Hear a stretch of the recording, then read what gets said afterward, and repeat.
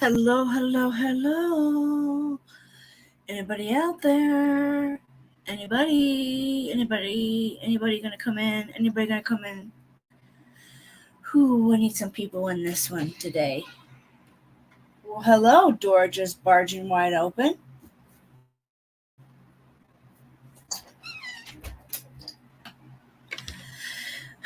You guys, this is what I have in store for you. Man,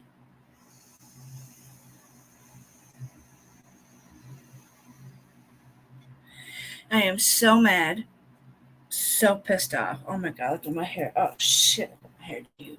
My hair is all messed up. Let me just fix myself here. So I've been doing my nails and stuff like that, and then um, I was just able to kind of like catch up on a few things um, in life. Um, Anywho, I was been up since 7, 8, and I wasn't gonna go live because I was like, you know what, I'm gonna do a therapy day. I'm gonna do a me day. Um, that didn't well, I did do a me day, but it turned into work day as well. I was just not gonna go live. Um, Hi Spitfire. I know we are on a short time schedule because I don't want to keep too many people if Headstones goes live at 4:30. So I do not want to miss her show. So I'm going to try to keep this. I put a short out there that this case is going to blow your fucking mind. It's going to blow you guys' mind. I am not kidding you. Spitfire girl. Oh my gosh. I'm glad you're here. One of my days that I had sleep in. Oh, I'm glad you slept in finally. You're up all the time working your ass off for everybody. I know you do a lot for a lot of couple creators. I know, girl. And then you have a home life. You have, girl. I know. I tried to sleep in, but at 7:49, 7:50, I'm tossing. I'm like, come on. I had to pee. I was like, got to get up to go pee. I thought, well, maybe it'll bypass me. I'll toss and turn. Oh, you have to work overnight. Oh, God, I hate working thirds. Or night shift for that matter.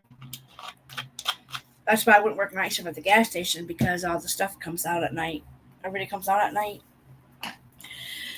All right, so let's go before we get too pissed off and mad because I'm heated. I'm heated. Spitfire, I'm so mad. Okay, I started watching this. The mother gravitated me. The mother's plea. What that father did to his little boy and that fucking treadmill, and then Court TV named it as murder trial treadmill something in the lines of that. But before we go to that story, I'm going to give you a heads up. That's the story we're going over. The mom noticed some bruising on her son. The dad was very, they were supposed to be going by the court ordered child custody arrangements.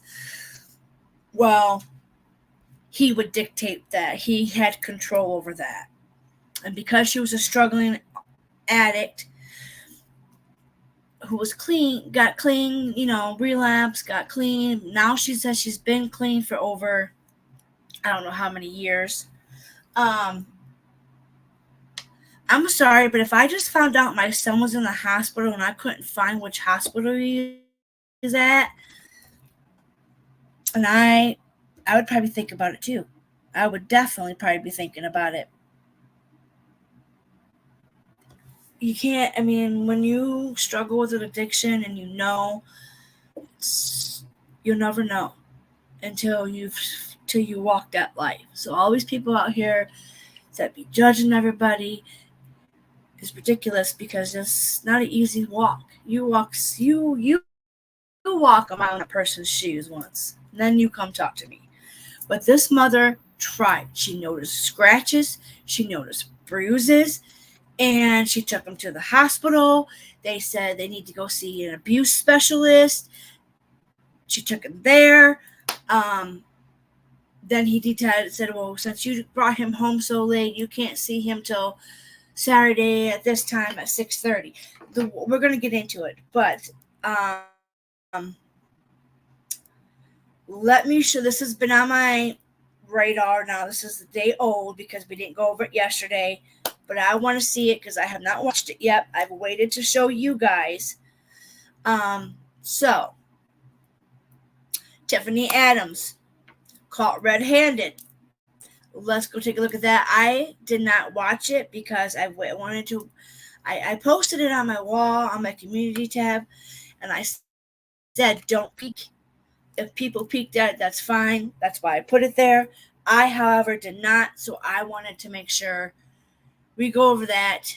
They're live anyways right now in court. But I thought on one of the things, Court TV they could be in there, but they had to do a 30-minute delay, but then Law and Crime was there. So I have no idea. All I know is by the way, we can't watch Crime Watch. We got to be a little bit more pause for Crime Watch daily because I was going through my thing. No, nothing happened though. Didn't impact anyway, so that's good.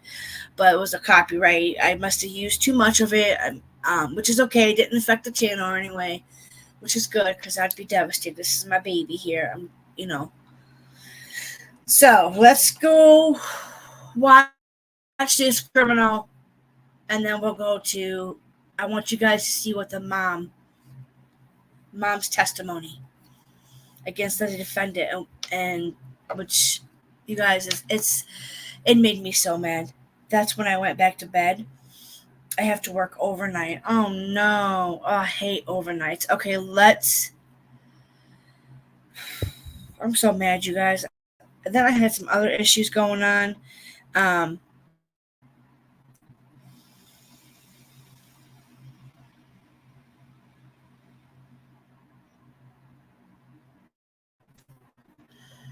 All right, so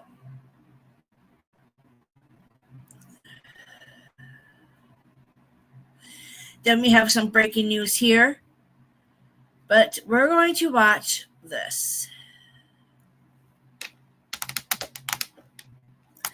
before we go to the case that pissed me so bad off today. So mad at this case. Skip. Now a News Nation exclusive on a story we've been all over from the very beginning. The murder of those two Kansas mothers, Jillian Kelly and Veronica Butler. This story is so shocking because one of the suspects charged with the murder is the grandmother of the Kellys' two children. In fact, police believe the murders were the culmination of an ongoing custody battle over those kids. So what's the story with that grandmother, Tiffany Adams, who may well have orchestrated this whole murder plot in conjunction with fellow members of an anti-government group known as God's Misfits? Well, we know that she was into more than macrame and crossword puzzles, that's for sure. Now News Nation has exclusively obtained footage of Tiffany just days after the two mothers were murdered. You'll be shocked with how normal she seems. Here she is with her grandkids, going to the grocery store, wearing a T-shirt that says, Jesus is my savior. Joining us now with more is News Nation senior national correspondent Brian Entin. Brian, the biggest selling point of this is that video. That's video, right? That we have of her shopping with the kids just after the murders. Yeah, this is video that we were just able to get our hands on, Elizabeth. And again, you mentioned it. It's shocking when you consider the timeline here. This was taken just 4 days after the brutal killing. Oh my God. After Grandma Tiffany is accused of killing those two women, and she is inside the store shopping. She's at self-checkout. You would never know anything happened, and she's got the two grandkids with her right there. It's about a 40-second video. It's interesting when you see her mannerisms, when you see the kids' mannerisms. We're going to play you the whole video coming up tonight, 10 o'clock Eastern on Banfield. And what are we learning about the role that this group, God's Misfits, the group that Tiffany, the grandma, and the Jesus is my savior T-shirt, what do we know about this group and what role they played in this whole thing?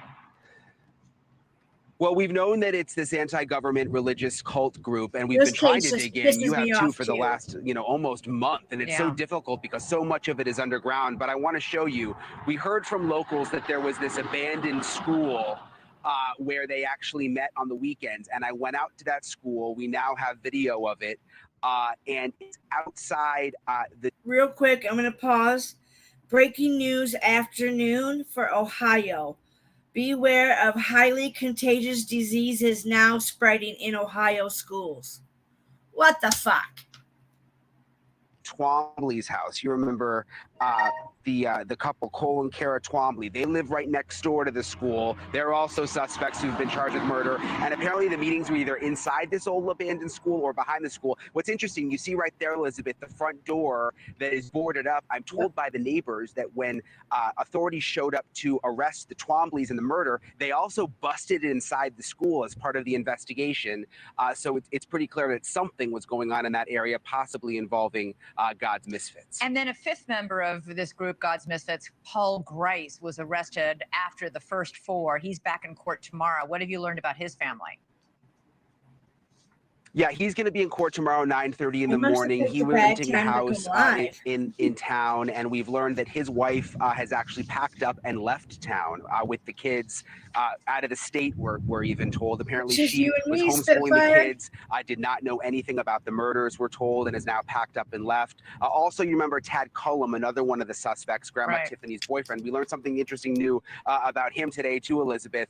He has apparently been making calls from jail to Listen to business this. associates, we're told. How is this possible? Okay, I know they have rights. Everybody has rights when they're in jail. But how is he allowed to make money right now? Why he's making business calls. And he just killed 2 women. Well, they are 4. Look at you. And that he's in denial about the Denial. whole He thing, is and in even trying to denial. work business deals right now from the jail, which is pretty shocking. It's either really, really confident in your innocence or deluded about what you're facing, because They're facing death penalty. wow, it's very serious charges, and so far a lot of very serious evidence implicating them. Brian Enton on the scene, breaking news again on this story. I really appreciate it. Thanks so much for watching. Go to joinnn.com Can you to believe find that? News Nation on your television provider. And don't forget to I can't. He's in there making fucking phone calls to make business. Whatever business and money they should have should go to the kids and Veronica's mom and father, I do believe, have her kids, if I'm not mistaken. They must have a good lawyer. I know, Spitfire. They must got a damn good lawyer. All right, I am going to go to this one too because it's part of the.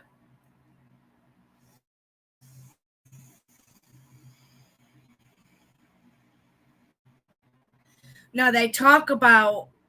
Look at the length. Look at the curl. The Liquid Lash Extensions mascara from Cosmetics is my holy grail mascara. It gives me insane length, and because it's a tubing mascara, it removes so easy at the end of the day. Paint a picture, a weekly meeting place for a group of anti-government religious zealots on the Oklahoma Panhandle. What image? Give me 1 second, guys. I forgot to do something.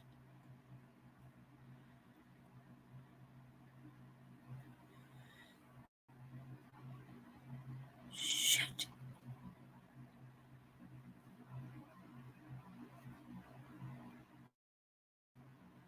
Okay. We should be back. Would you have in your We mind? should be back to normal.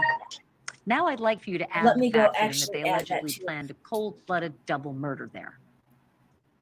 If I you came up forgot with a to scene from a add Quentin Tarantino movie, you The are new getting court thing. News Nation's Brian Enton saw the place for himself. He's live with me again. This was an area of this story I did not expect, Brian.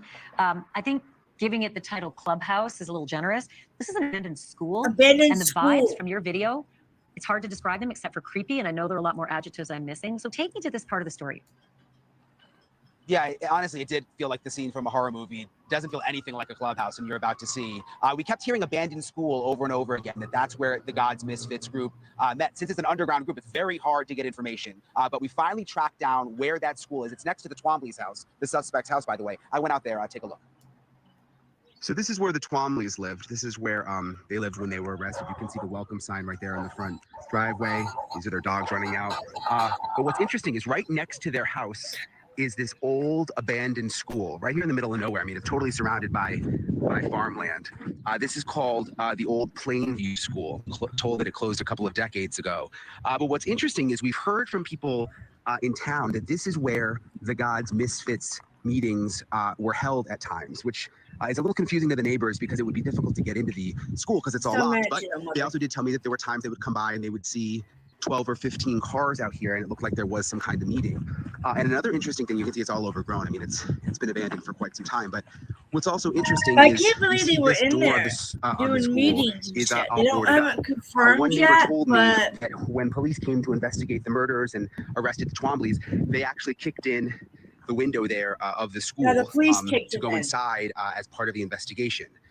What they found, we don't know. It's kind of eerie if you look inside the school through the window. I mean, it's he looks in there, all just guys. relatively untouched from decades ago. You can even see. I think he's. you can see there's like trophies and he zooms in quick, man. But this is the school. This is a pretty nice little. I mean, it's not confirmative yet. It's been confirmed that they actually, in fact, indeed have been inside. But they could have been outside having their meeting behind the school, So a case down there. So whether or not the meetings actually happened here, we can't say for sure. But again, people in town say they believe this is where the God's Misfits meetings were. And neighbors say they definitely saw gatherings of cars out here and believe this may also have been where the meetings were either inside the school, maybe behind the school. And again, the Twombleys lived in the house right over there. Brian, that is so eerie. It looks like the school's frozen in time. It actually looks like it's still operational. It's hard to believe that's an abandoned school and harder to believe that was a meeting place, allegedly. You actually spoke with someone, I believe his name is Ted Embry, and he knows all of the suspects, especially Cole Twombly, who lived in the house next to that school. He had some choice thoughts about the meetings and the Misfits. What did you find out? Yeah, he's known Cole since he was a little boy. You know what? He knows all of.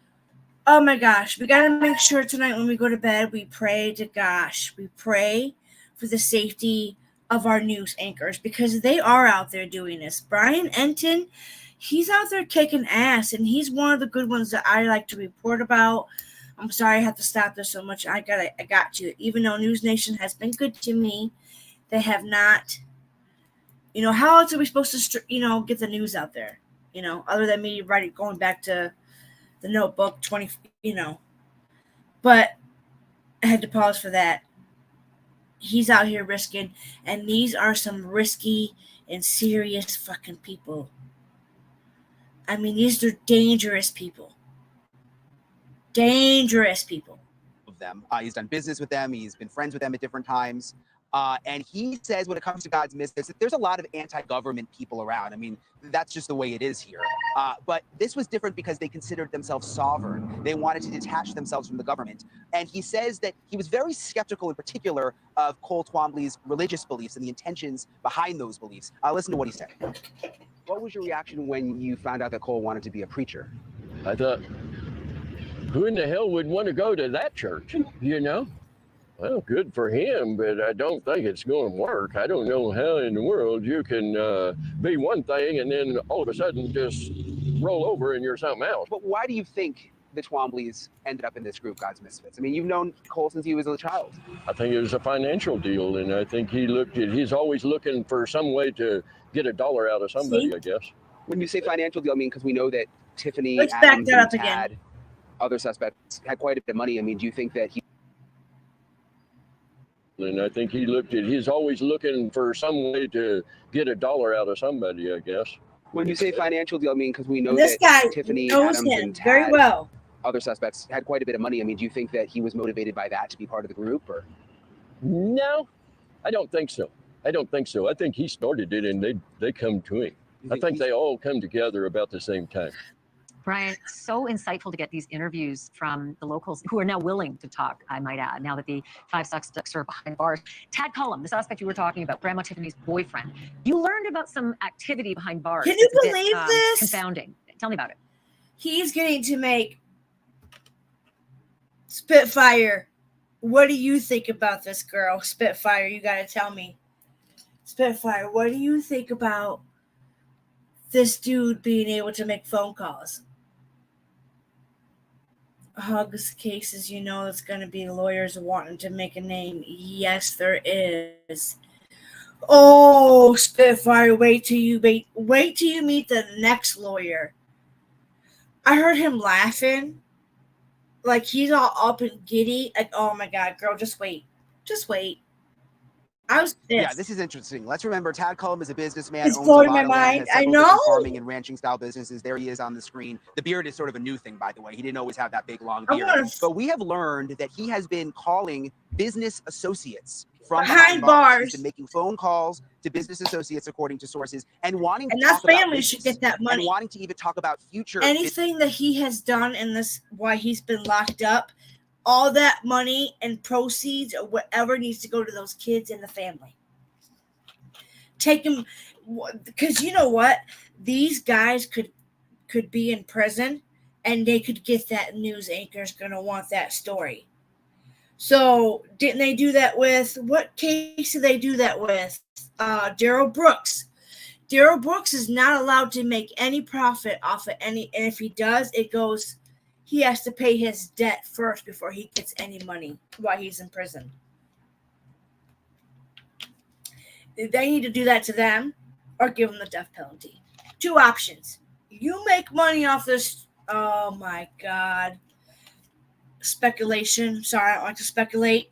In my opinion, I think that could be, oh my God. Hi, Shannon. Oh, good. We're not the only ones here. Good, because I'm going to get pissed, and you guys are going to get pissed with me. Just wait. Business deals and opportunities, which is very strange when you think about the fact that he's behind bars for murder and kidnapping and facing the death penalty. It's almost like he could be in denial in some way, but we've been told he is making those calls. Thank you for watching. Go to newsnationnow.com to find News Nation on your television provider. He's in there making those calls. He is allowed to. Hi. I think that's the same that OJ had to worry about. Yeah. Oh my God. Yeah. Hey, lurkers. Hi. Everybody in the bushes, come on out.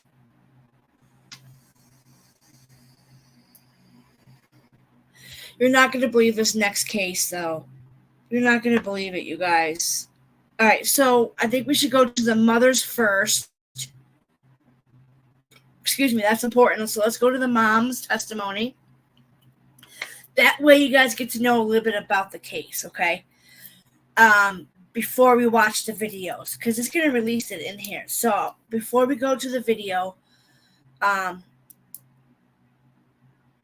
me stop sharing this so I can refresh my page here.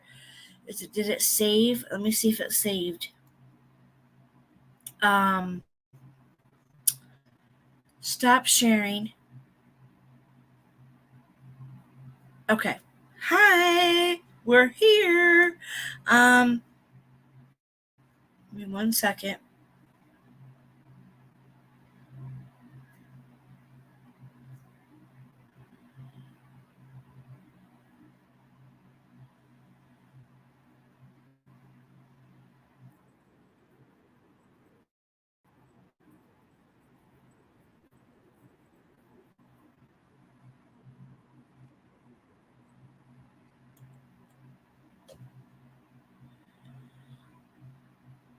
Okay, got it. You guys ready? Whew. You guys bear with me. We about to get it going. All right. And what you guys are going to... Shit, I went to the wrong one. Frackin' duck.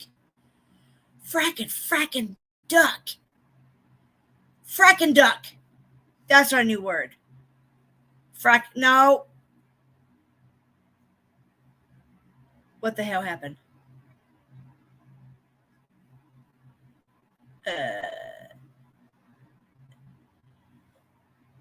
That's not good.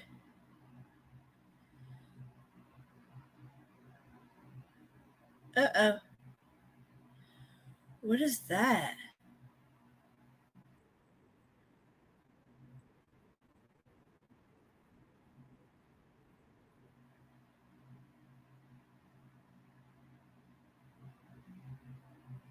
Hold on, guys. I'm coming back to you in just a minute.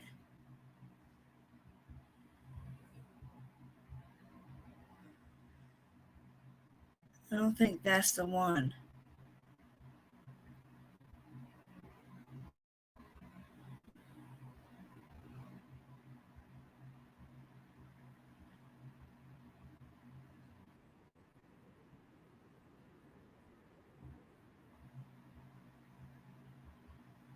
All right. I'm back. I don't know. Something weird was happening to the computer.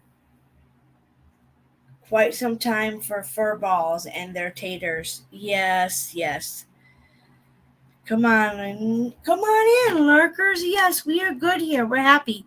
We're happy, fun chat. We get mad at cases. All right, let's try this again. Not sure.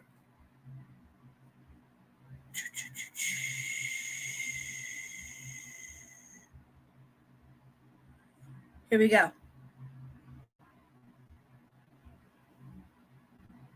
Natural causes, but the This is gonna prosecutors give say me no, kind he of a heads abused up the child of the to death. whole case, Now, okay? the defendant, the father, facing life in prison if he's found guilty of first-degree murder. Let's get you back inside the courtroom. Opening statements are done. We're about to hear from the state's very first witness. This is Corey's mom, Brianna Michelow. Guys, about to get mad. You solemnly swear or affirm the Pisses testimony me you're about off. to give in this proceeding will be the truth. Look at that sick. That. Ooh, It's mad. Brianna Mitchell, Is it so BREANNA Thank you. Thank you, Ms. Lanto. He's had me Brianna, mad just all before morning. we start, I Nobody just want to needs to- remind you that you're going to have to keep your voice Shut up, up. okay? The jury's going to have to hear you. So, Brianna, how old are you? Ooh, let's 27. really- And what is your birth date? November 7th, 1996. And where do you live? East Brunswick, And whom do you live with? boyfriend and daughter. And do you work? Yes. And what is your occupation? Data entry, Who is Corey Mitchell? my son. And when did you give birth to Corey? May 1st, 2014. And how old were you when you gave birth to Corey? 17th, And what grade were you in when you gave birth to Corey? 11th grade. And who is Corey's biological father? The defendant. Yeah, take this microphone, just lay right in front, okay? Okay. Right in the door first, but in terms of I want you to pretend like you're basically speaking all the way to the end of the jury box, all right? All the jurors need to hear you and see you. If they can't hear you down there, it's like you're not testifying, okay? So I know it'll be difficult. Just please try and keep your voice up. So who is Corey's biological father? The defendant. And what's his You won't name? say his name. Christopher Geiger. And how old were you when you first met Christopher Greider? 16. And do you know what the defendant's birth date is? It's May 1992. Now, you're familiar with Christopher Greider, correct? Yes. And you've known him for many years, right? Yes, And you see him located in the courtroom today? I do. And can you please point to him and tell us where he's seated and what he's wearing? He's sitting over there wearing a suit. Identifying Mr. Gregory, you are. So, no, thank you. Now, is your son Corey Whatever. no longer with us? Well, yes.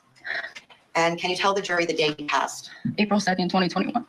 And how old was Corey when he passed? He was 6.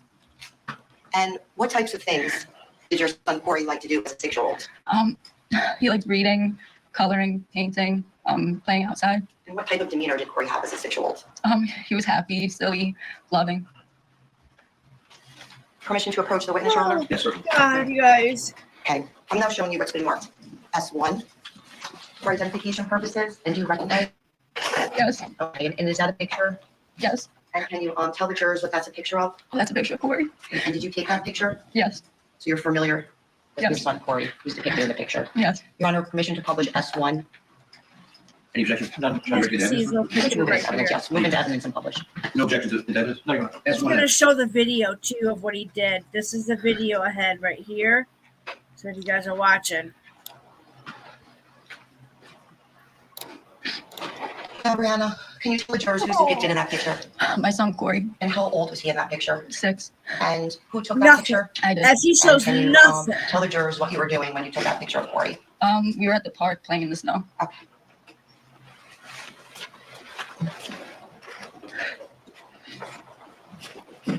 Now, Brianna, how old was Corey when the defendant entered his life?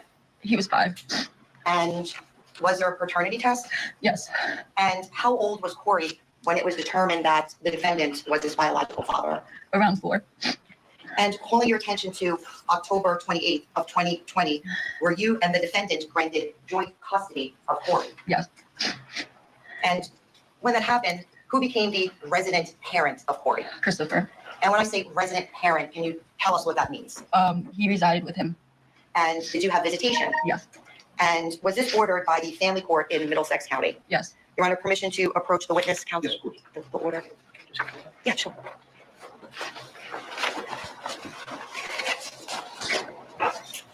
I hope they got some good ass lawyers, man, because he's got some good ones, and what they did to her is horrible.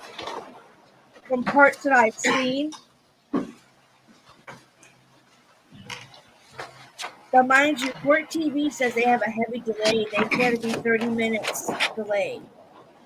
But Law and Crime, I don't know if they have the same delay, but this is live. You guys can go and watch it live. You don't want to watch me react and get pissed off that nobody else is talking about this. Why is nobody talking about this? That was one of my main reasons why I'm so mad, is because I know our focus has to be on Sebastian, but we got to bring. It just sucks that this was not talked about. Yes, this is. I don't know. This is just makes me so mad that the way they treated her, his lawyers,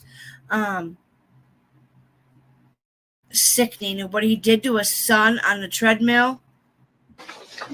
Your Honor, permission to approach? Yes, please. Thank you. Well, I'm now going to show you what's been marked S2 for identification purposes. And can you tell the jury what that is? It's a court order. Okay, and where is it a court order from? Is it from the Family court. Okay, and on top of this order, is there a date present on S2 where it says filed? This is October 28th, 2020. Okay, and can you tell the jurors what the judge's name is on this order? Judge Silva. Have you guys heard about And this? Going down into this order where it says it is on this 28th day of 26. October Oh my God, 2020 order yeah. as follows. Can you please read for the jurors what it says in number 1? Yes. It says the party shall attend court-sponsored We're mediation supposed on to the be issues of parenting time traitors. and defendant Christopher Breiter's name change application. Said mediation will take place at a date and time to be set by the court's mediator. Okay, and continuing on, can you please read? The party shall share joint legal custody of a minor child, Corey, date of birth, May 1st, 2014, pendente-like basis. Defendant Christopher Breiter shall continue to be the parent of primary We residence, got and two defendant Brandon shall people. supervise Oh parenting time my as follows. goodness, Can you please nobody continue? cares about this Alternating weekends case. beginning November 6, 2020 from Friday at 5:30 until Sunday I at 6 guess p.m. I Brianna came shall pick in up at and the drop off Corey at wrong Christopher's home. time. I mean, Okay, who's can you going continue on, live Bianca? right now? Wednesday Because evenings from nobody 4:30 p.m. to can watch 7:30 p.m. TV. Brianna shall pick up and drop off Corey at Christopher's home. No one except Brianna and Rebecca shall be present in the home during Brianna's parenting If it's time. too fast, And whoever let has me a child know. during a Is scheduled it too extracurricular fast? activity shall transport him to the activity. However, the other parent may attend. Okay, then going to number 3, does it talk about the parties blocking each other from the other cell phone? Yes. And then going to number 4, does it talk about the parties shall engage in co-parenting counseling? Yes. And then going to number 6, it talks about the parties being barred from making disparaging remarks, correct? Correct. And then it go on to give a holiday schedule for Thanksgiving and Christmas. Correct. And what does number 8 say, please? Brianna Mitchell shall have Skype calls or FaceTime calls with Corey on Tuesdays and Thursdays and Saturdays and Sundays during the weekends when Corey is with Christopher. Similarly, on the weekends that Corey is with Brianna, Christopher shall have Skype or FaceTime with Corey on Saturdays and Sundays. Neither party shall record these calls. Okay. And the caption of this order is, who is the plaintiff in the matter? My mom, Okay, and who is listed as the defendants in the order? myself, and Christopher.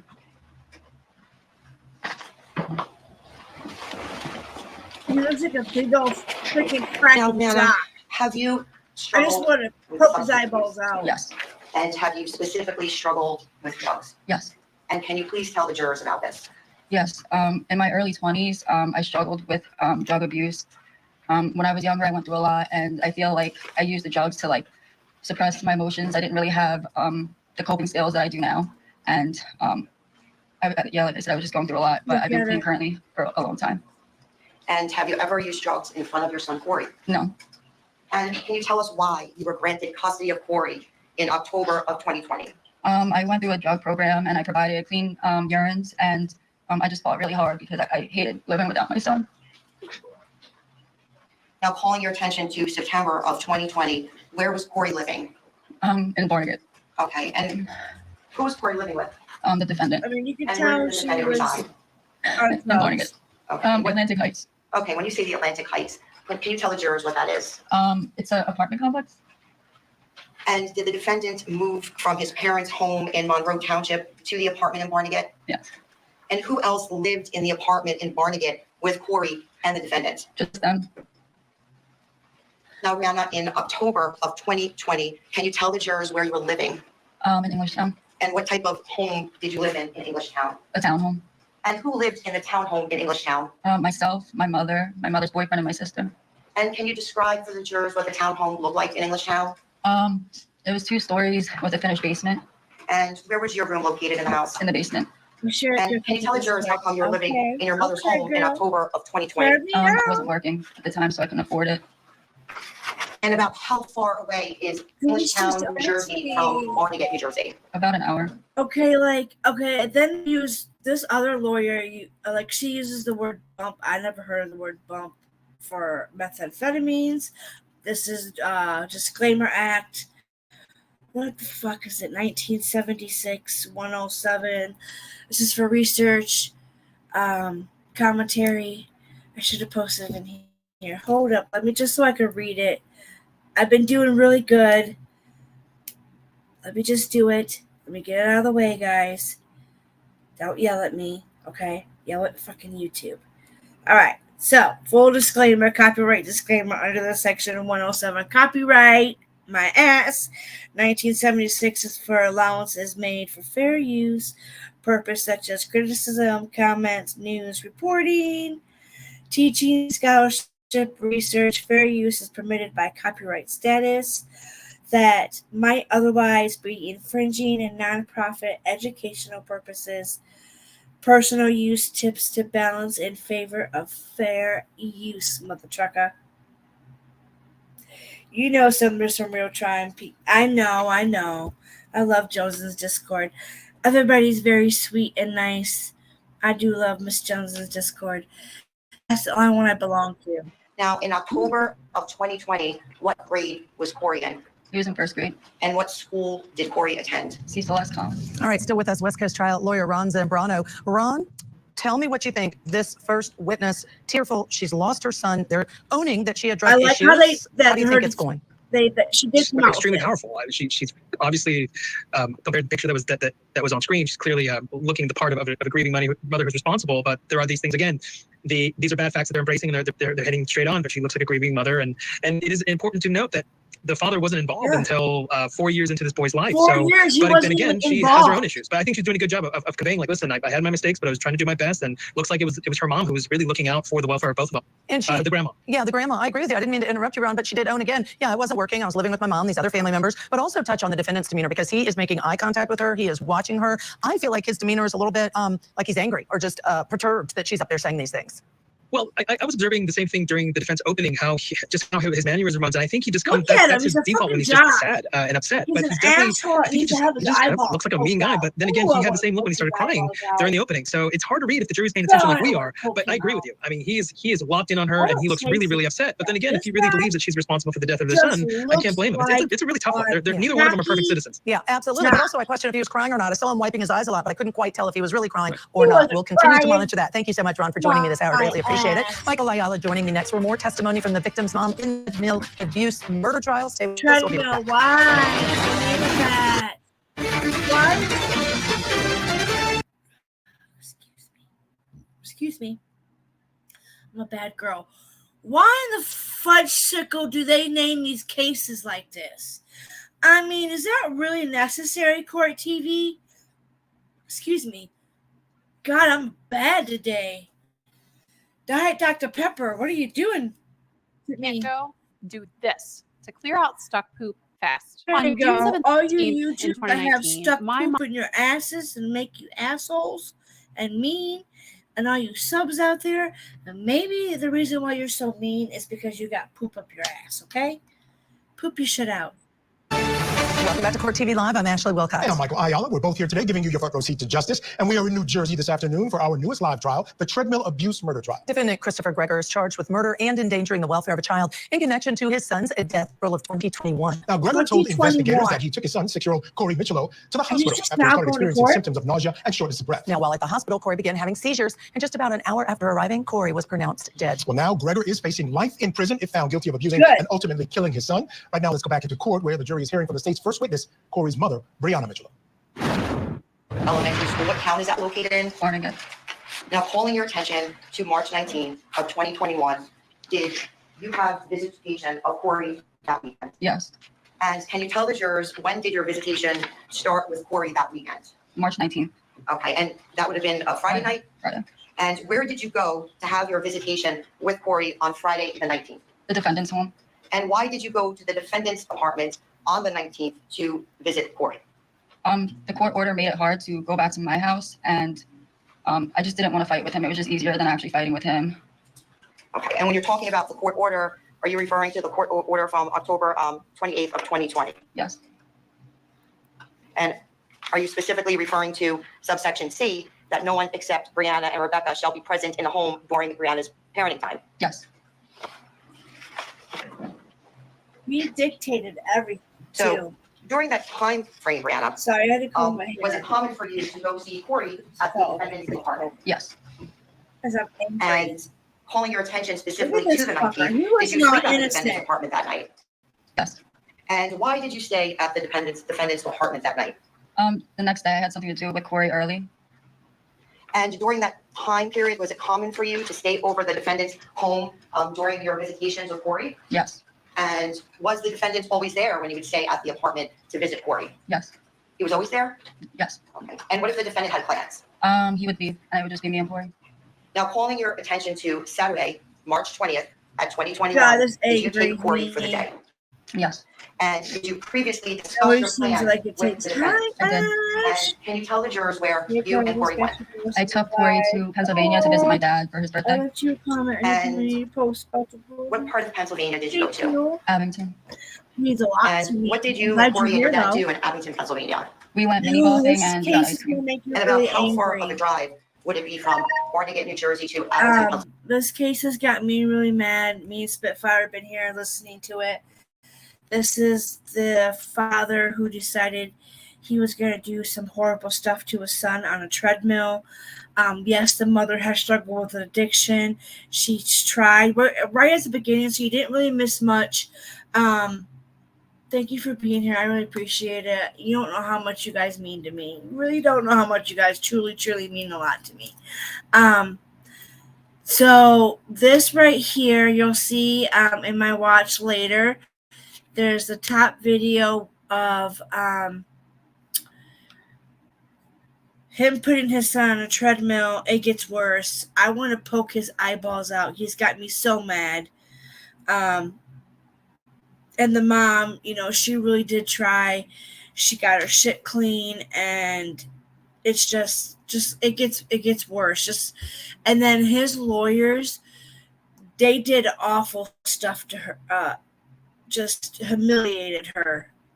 It was bad. And one of the other guy's lawyers, his lawyer was laughing at one point in time and kept asking her about methamphetamines and just it's crazy. Just listen, it gets worse. Pennsylvania. About an hour and a half. And what time that day were you supposed to bring Corey back home from the visitation? Between 2 and 3. And when you were driving back to Barnegat, what were the traffic conditions that day? There was a lot of traffic. And what happened due to the traffic? I was late. And besides the traffic conditions, why were you also running late? Corey was enjoying himself, so I didn't want to just rip him away from that. And who did you tell that you were going to be late that day in bringing him back? The defendant. And did the defendant send you a text message on March 20th at approximately 3:04 p.m. about you being late? Yes. Your Honor, permission to approach? Yes. Now, mind you, the mom gave up her cell phone and everything when the mom did what she could. She really tried. They tried to use it against her that when she found out that her son was in the hospital, she didn't know. what hospital he was at. The defendant wouldn't tell her. And when he passed away, she thought about getting high, but she didn't do it. And his prosecute. Oh my God, you guys. This jerk needs to rot in hell. I hope he gets guilty. Gosh, I hope he. Oh my God. You better get charged because they've been saying the little boy died of natural causes, but they're also trying to say that it was because of the beatings on that treadmill that day that caused 12 days. Look at 12 days later. You know, Michael, so far she's really describing a typical one morning. parent has custody, the other has visitation. A little unusual. She stayed there overnight when she had visits with Corey, but nothing standing out so far to me. No, I mean, the only thing that stands out is the fact that I guess he was a newer father at that time, right? Because he wasn't in the child's life earlier on. And there's always an adjustment period for a young person. 4 especially years, young he wasn't when even in suddenly they the found that this child's is a situation. I actually had a friend who was in that situation. And it was a very difficult transition for him. So you can understand that things like that might set things off balance. And you can understand then why maybe she spent the night and the father had some time to go. Christopher did go live his life while she was safely with the child. Sure, Kind of sounds like that. All right, I understand the sidebar's over. Let's go back in.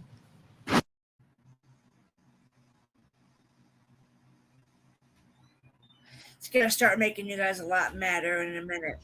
Oh gosh! Oh my gosh! Come on! Oh my gosh! Oh gosh. I mean, what a mess.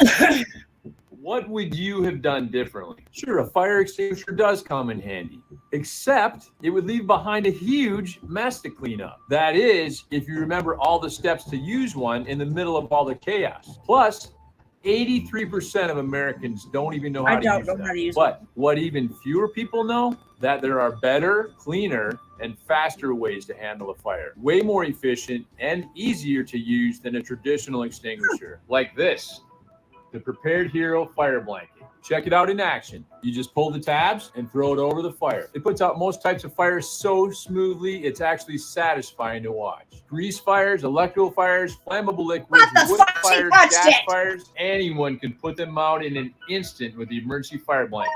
The fire is put out immediately. Zero mess, minimal cleanup. Plus, it never expires. You can pack it back in and reuse it anytime. Look, firefighters respond to an average of 358,000 emergency calls every year. And 48% of those fires start in the kitchen. This quick draw blanket is a must-have for every family. Let's quickly look back on those fires. Get one of those. Could somebody? I want one of them. I bet you they cost an arm and a leg. Just imagine being able to pull out an emergency fire blanket. Most of these fires could have been put out in a matter of seconds instead of going through all that chaos. I mean, if you're this unprepared for a fire, you're not only risking your kitchen or your barbecue, but your loved ones and pets too, because a fire can so quickly get out of control. And the worst thing about it is, it doesn't care what's in front of it. It just spreads and eats away senselessly. That's why I strongly advise you to check out our emergency fire blanket. You can save up to 50% on family bundles and keep several handy in your kitchen, in your barbecue area, in your garage. It's so compact, you can even stash one in your glove compartment. And put out car fires should something go sideways when you're on the road. It's the quickest, safest, cleanest way to put out a fire. Much easier than traditional fire extinguishers. Wow. I want one. For identification purposes. All right. And let's do get you mad. recognize those? I do. And can you tell the jurors what I'm those an are? idiot. I was trying to put a blade in the box. You're familiar with those text messages? Yes. Oh And are my those text God, messages that were now located in your cell phone? Yes. Okay, now during the course of this investigation, Spitfire. did you provide your cellular I phone had my mom to the Ocean County Prosecutor's at the Office? doctor's the day And because when of did the you fire, provide and your then cell it phone went to the Ocean County Prosecutor's Office? to The day his Corey died. dad. And you provided And your this cell phone to happened. Detective Mitchell? I know, Correct. yeah. And by doing this, you It's voluntarily violence, agreed Mom. that the Perfect time. prosecutor's office would search your phone. Yes. So calling your attention now to S5 in Just particular, wait, at approximately because I mean, her family had him. 3:04, too, what did the because defendant text her you father in regard wasn't to around you till dropping just off Corey on March 4 20th, years. 21 at approximately 3:04? He texted me, when you get here, please just drop him off. And what was your response? I said, okay. And then what did he say next? He said, Listen, What did the defendant say next? he said, this Friday, however long late you are, is how long after 4:30 you can come. Can you continue, please? What did he say next? FYI, this is beyond pissing me off now. My entire plans for today are ruined. What did you respond? I'm driving as fast as I can. There's traffic. I'm sorry. And he said, I don't care. Whenever you get here, we will take the difference in time from 2 o'clock until then. And that is how long we will add on to 4:30 for when you come on Friday now. And then, can you tell us? Yes. He said, I'm at the clubhouse gym. Just drop him off here. I said, okay. And then again, I said, he can't get in. And then I said, I apologize for being so late. And I mean, I'm not saying this because I want you to change your mind about Friday. I will come at 6:45, no problem. It's understandable. But I did want to tell you that there was no ill intentions there. I didn't mean to be so late. Okay, so the text message that you're referring to regarding the clubhouse gym, can you tell for the jurors what time that text message is from regarding Corey not being able to get in? At 4:14 p.m. Thank you, Brandon.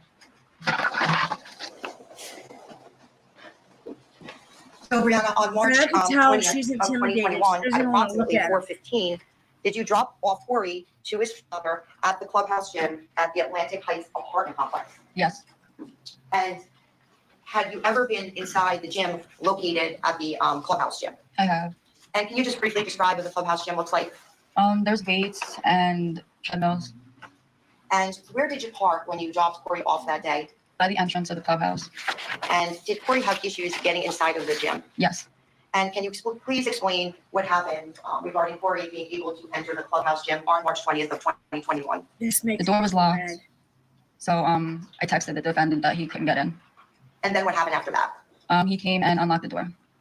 And what was the defendant's demeanor when he let Corey into the gym and then at that point in time? He was very angry. And at any point during this, did he come to your car? Yes. After you dropped Corey off on March 20th, 2021, when is the next time that you saw Corey? I believe it was Tuesday. Would that have been March 23rd, Yes. 2021?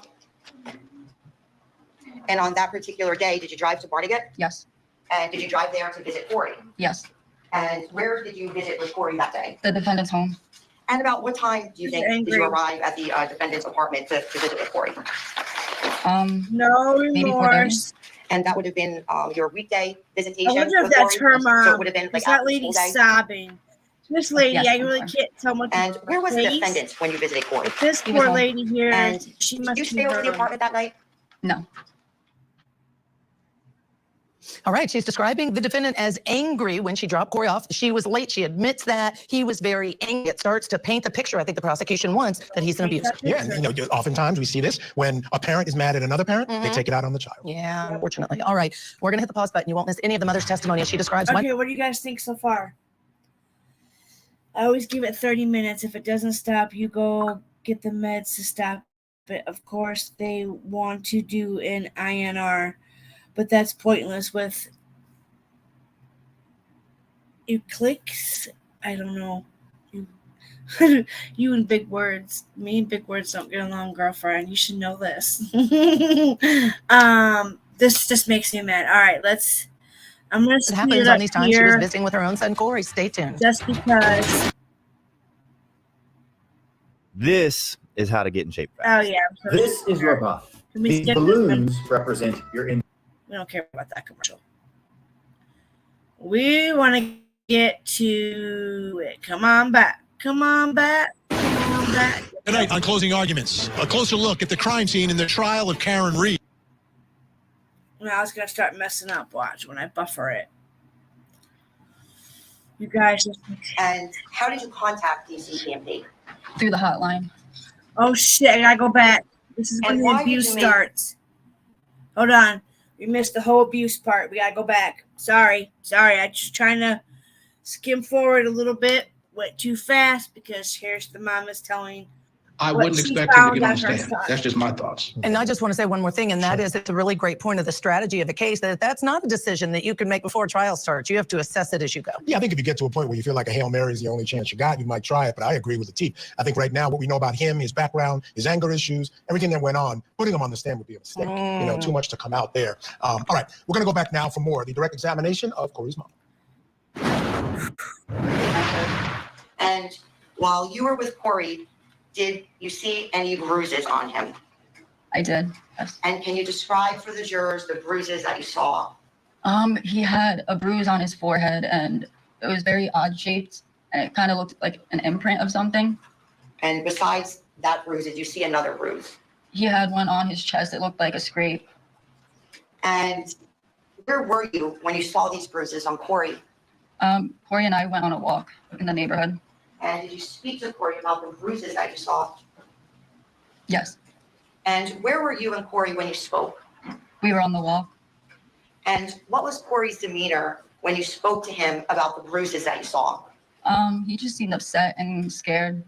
Now, calling your attention to March But he was 26th of scared. 2021, did you make a referral to DCPMP? Yes. And can you tell the jurors who DCPMP is? They are the Department of Children's Another Protection and court Permanency. system Yeah, and or people know them as failing. DEFIS. Yeah, Failing And fucking how did you miserable. contact DCPMP? through the hotline. And why did you make a referral to DCPMP at this time? I felt like Corey's abuse was getting really bad, and I felt like they needed to do something about it. And they didn't do Now, shit. drawing your attention to Saturday, March 27th at 2021, did you see Corey that day? I'm sorry, what day was it? Saturday, March 27th of 2021, did you see Corey that day? Yes. And where did you see Corey? In Stafford or Barnegat. It And was, why were you at Stafford or Barnegat to see Corey? he was having flag football tryouts. And where did you go to see the flag football tryouts? I think it was South Jersey, like Stafford or Barnegat. Okay. And did you see the flag football tryouts? Yes, And who brought Corey to the tryout? the defendant. And how did you arrive to the field for the flag football tryouts? I drove myself. And why did you meet the defendant there that day? He didn't want to drive with me because he didn't want to be seen with me. I'm too trashy. And what type of contact was allowed for first grade flag football? That's how No you contact. treated her, but he's trashy too. What if any And his injuries did Corey mugshot sustain at the right flag here, he football was tryout? he could have been None. doing drugs too. After the flag football tryout, did you take I bet Corey he does to steroids. your Look house at in him. Manalapan for Oh, visitation? I did. And where did you take Corey I to? hope you get My house. beaten when you're in And jail. did you have a conversation with the defendant at the tryout Fucker. about bringing Hi, Corey Mary back to your home for visitation? Yes. Hey, girl. And can you tell the jurors what the defendant said in regard to you bringing Corey back to your home? Okay, girl. He told me just to take him for the I weekend. put you as a And managing were you one. expecting can that help you were going to be able to release take them. Corey home from tryouts No. I do have some of the links And copied to that my occurred community tab. during the tryout? Yes. They all work now. Now, in regard to the court-ordered visitation schedule, did you and the defendant always follow what is specifically said in the And I court do order? believe it's No. And can you tell the jurors why not? yeah. I'm not sure. Well, what about, would there be circumstances which would, Oh, yes. No, Christopher this would let me was- take him to my house this was knowing the something I people that he looked at. didn't want to be there were Dad there a few wasn't times. even in. okay. The dad wasn't even a part of his life for 4 years. Comes into the life and treats this has got to be the mom. This has got to be her mom. But I don't know about this lady in the back. But this is her mom. It's got to be. I'm pretty sure that's her mom. Because she's sobbing. When did you bring Corey back to the house in Barnegat after you brought him to your home after flag football? On Sunday. And can you tell the jurors what time did you return Corey to his father the next day? Around 6. And while Corey was at your home after the flag football tryouts, what, if any, bruising did you see to his body? He had a large bruise on his chest. He had it looked like fingerprint bruises all over his arms and legs. And he had it was very large on his hip on his side. Now, besides the bruises, can you tell the jurors about Corey's physical condition? He was normal. Now, during your visitation with Corey at your home in Manalapan, was Corey exposed to anyone with COVID? No. And had anyone in your family attended a funeral? No. Had anyone in your family attended a mass Look. gathering? No. At that time, what did you learn about Corey being out of school? The defendant took him out of school for an apparent or exposed to COVID. Did you confront the defendant about this? Yes. All right, we're going to step aside here and take a break. When we come back, the judge is going to be faced with an issue regarding evidence and whether she's going to allow it in front of this jury. We'll have that on the other side. Keep it here on Court TV. Uh-oh. Wonder what that is. I can't remember now. We'll go back to court in just a minute. But first, new developments in the case against alleged murderer Brian Kohberger. The state is now responding to Kohberger's alibi, and I put air quotes around that, saying it isn't detailed enough to clear the defendant of these crimes. Now, earlier this month, Kohberger's defense team said their client was driving around in the early hours of November 13th, 2022, quote, as he often did, to hike and run and or see the moon and stars. In response, the state said, quote, the defendant's supplemental alibi response continues to lack the specificity required by Idaho Code 19-519, which provides that the defense shall state the specific place or places at which the defendant claims to have been at the time of the alleged offense. The state then goes on to say the defendant is offering nothing new to his initial alibi, that he was simply driving around during the morning hours of November 13th, 2022. And I agree, Michael. I don't think that's too much of an alibi to keep it that general. No, and he's still not saying where he was during the period where at least the state says the murders occurred. All right, and that's part of the reason I don't think they see it as an alibi defense. Exactly. All right, we're going to continue bringing you any new developments on that story. Now let's turn back to New Jersey, where the defendant, Christopher Greger, is. Oh my God, that Brian Kohberger freaking bullshit. Okay, these geese are freaking out. They don't seem to which way they want to go. Oh my gosh, sirens are in the movement. Oh, I know, you're always in the bad storm. Watching a little boy running on the treadmill and falling killed me. I know, Ashley. It killed me too. I can't imagine what it would be like to have a kid. Like right now, me and my niece are mad at each other. I don't even know why. I'm mad at her because she stick her nose in grown folks' business. But I couldn't imagine. I mean, I had nieces and nephews. I can't imagine something happened to them. Like, I just know. Standing trial, charged with endangering the welfare of a child and first-degree murder in the death of his own son, Corey Michelow. The state says Greger forced the child to run on a treadmill as he repeatedly adjusted the speed, causing him to fall off numerous times. Well, he died just weeks later. Now, if convicted, Greger faces life in prison. Let's get you back inside that courtroom where we're hearing from Corey's mother, Brianna. I'm going to speed it up a little bit, too, because I want to get through this. Why are doctors secretly using this weird lamp to relieve sneezing, itchiness, congestion, and all kinds of allergies? I'm pretty sure we're going to miss. March 30th of 2021, did you contact the pediatrician about getting Corey an appointment? Yes. And can you tell the jurors why you contacted the pediatrician? Well, because I suspected that he tried so hard. Corey was being abused, and I went on the advice of a DCPMP worker. Objection. So sustained. You should strike that. That's hearsay. Someone else told her something, so you should strike that, not consider it. If the state calls that person, then we'll deal with it at that time. Thank you. Did you get an appointment with the pediatrician? Yes. And what day was the appointment scheduled for? April 1st. And April 1st was a Thursday? And what time was the appointment scheduled for, Brianna? Around 5. And why did you make the appointment at 5? Because that's when my parenting time was. And who was the appointment made with? What He's pediatrician? staring at her. Pediatrics. And did you have the way a he's looking at, trying to look at her. Yes. Without telling us the conversation, what was the caseworker's name? Name? Yes. Mark Waltonowski.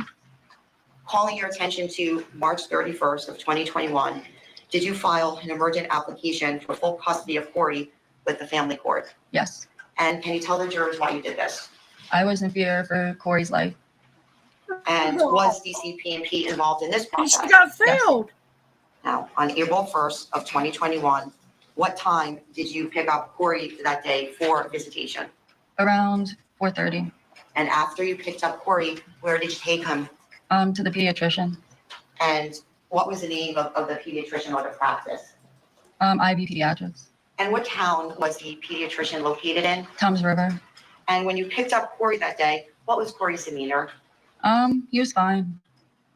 And when you picked up Corey that day, what was his physical condition? He still had some bruises, but other than that, he was normal.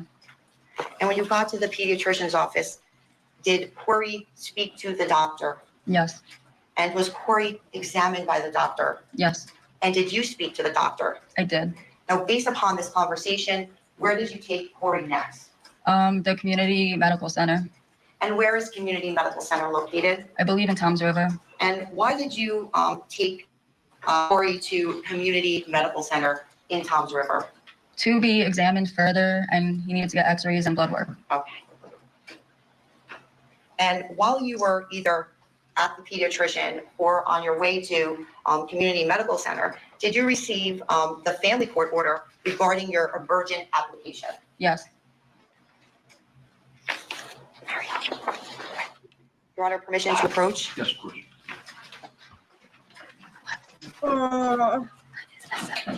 Brianna, I'm now showing you what's been marked S 17 That lady's stabbing for in the back. identification purposes. And can you please read the caption at the top of the saying that who the court order is from? Honorable Patrick Bradshaw, JSC, Superior Court of New Jersey, Chancery Division, Family Part. Okay. Now calling your attention to this order, can you tell us who opened this court order? I did. Okay. And the court, can you read on the first paragraph, starting with, and the court having considered, what the court considered? Objection. What's the basic position? How would you know what the court considered? It's in a document, Well, I Judge. think the question is that the order recites what the court considered. Do you have objection to that? Okay. All right. Thank you. That's the question. Can you read off the order, please? Right here. You could start with. Okay, and the court having considered the paper submitted, and the court having reviewed a letter of investigatory findings submitted by the Department of Child Protection and Permanency, and good cause having been shown, it is on this first day of April 2021 ordered as follows. Okay. And as the court order continues, you were denied your request for emergent custody, correct? Correct. If she would have And given would have been alive. continuing with this order, specifically in subsection 2, can you read for the jury what the court order says? It says, upon recommendation by DCPMP, this court orders that the party's minor child, Bastard. Corey, undergo a CPC evaluation as a part of its ongoing investigation. The Oh, party- we got Stop you 4 there. now. And a Everybody's CPC late. evaluation, Everybody's that would late to in the essence police. be an examination for Apparently, what was going on with Corey and they're the too bruising, much in correct? there. It doesn't matter, Judge. I can withdraw the Go over question. there. It's leading, so Okay. that's what's the stand. Well, we'll go to subsection Watch 3 the if you could drama. read for what the They order don't- says. The court also orders the parties to confer with one another to agree upon a date and time in which Corey shall be made available for an examination by his pediatrician regarding Corey's bruising within 7 days of this order. Okay. Yeah, fucker, how did you get them bruises? Oh, because you put them on a treadmill. That's how. Ooh, I'm so mad. Now, after Corey was was guys. at the pediatrician, where did you take him next? To the hospital. And what hospital again did you take him to? Community Medical Center. And how did you Bullshit. drive Corey to Community Medical Center? In my car. And what was Corey's physical condition Should while have in the car? never had custody He of was that okay. child. And Never. can you tell the jurors what Corey's demeanor was when he was in the car? Same as always, he was normal. And about what time did you Should arrive at never Community had custody of that Medical kid. Center? Probably like between 6 and 7. Little boy, And Corey. Was Corey Corey. examined at Community Medical Bullshit. Center? Yes. And what department was this in? He was The out of his emergency life room. for 4 Did years. Corey speak to the Just doctor? comes And waltzing did you back speak to the in. doctor? Yes. Gets custody. And based upon your Because she conversation, used to have where a did you drug take Corey problem. next? So it's fucked Jersey him Shore up. Medical Center. Now, while you were at Community you Medical walked- Center, before you got to Jersey Shore, did the Somebody defendant on send the you a text street message come get as him. to where you were? Yes. Not Your Honor, getting me. permission to approach. But Seven. he's gonna have a target on his back. Either way, either in jail or out. That's my opinion. Because he is one sorry piece of shit. Ooh, I'm so angry.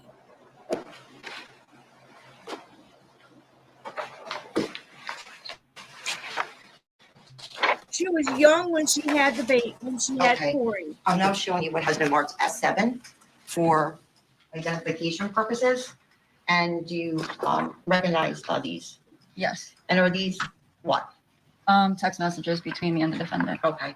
And calling your attention on S7, in particular to the first text message contained in the document, can you please tell the jury what the defendant texted you?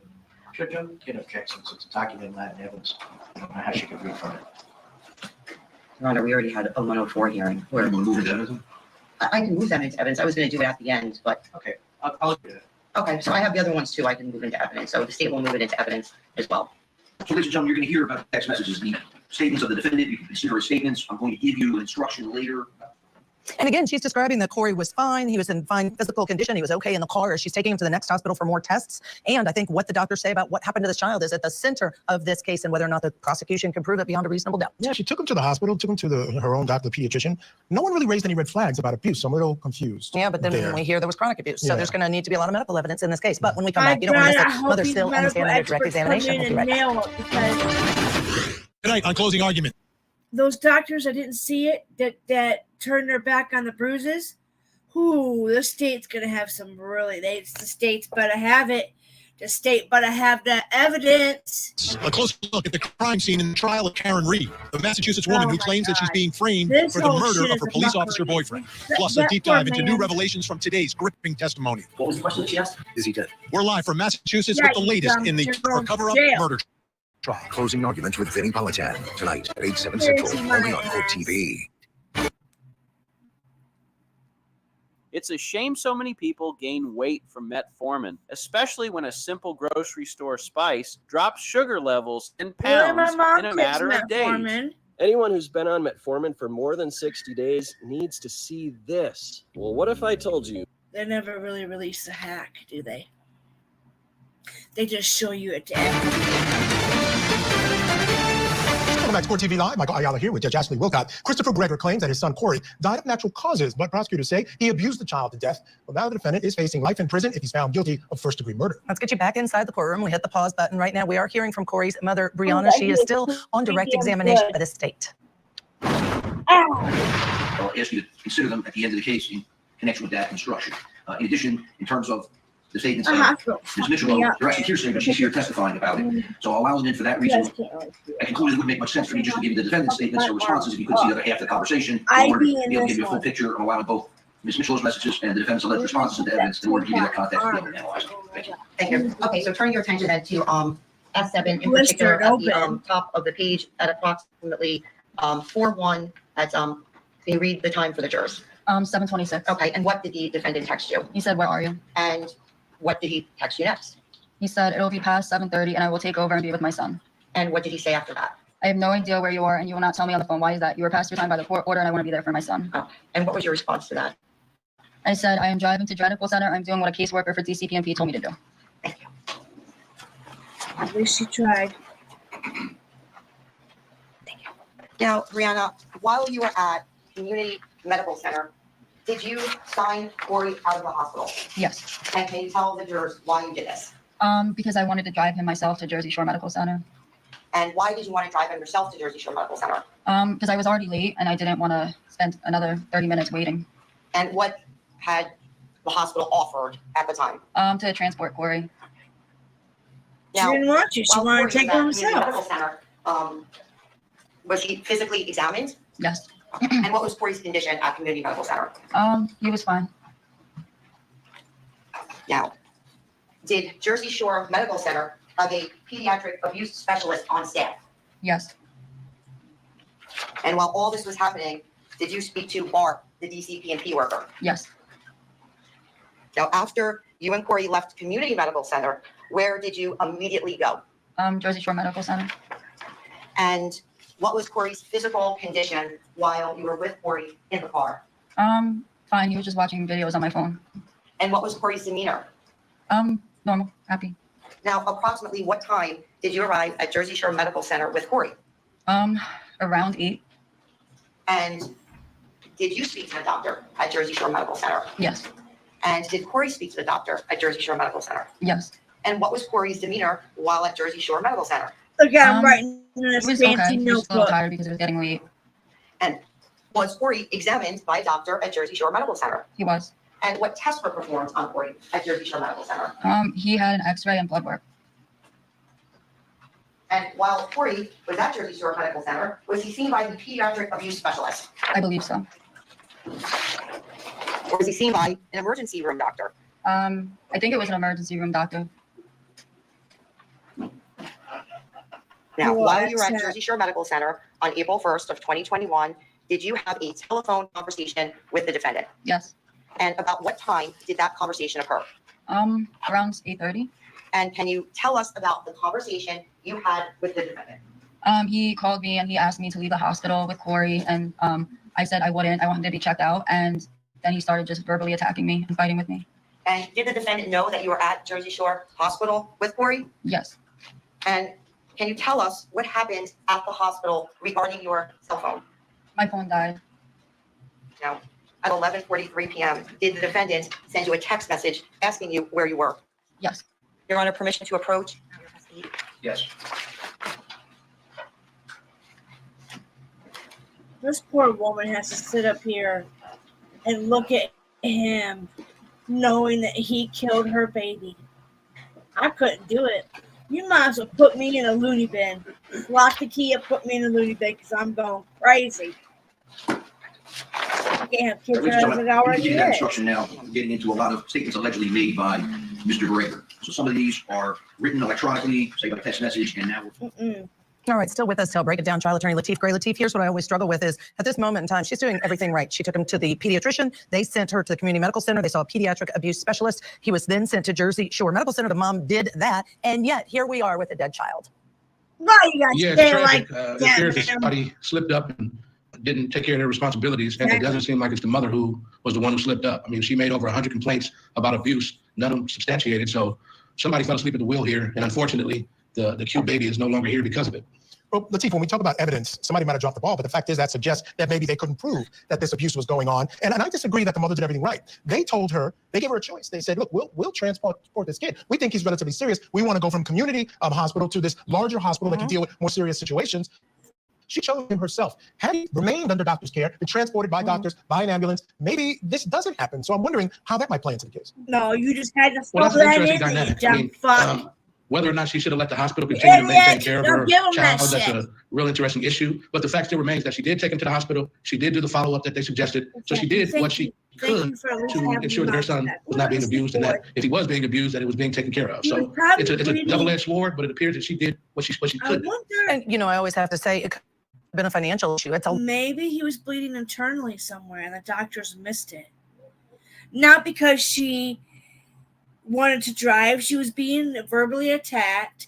He was rushing it and wanted her to get back. And, you know, it's not a big deal that she drove him herself.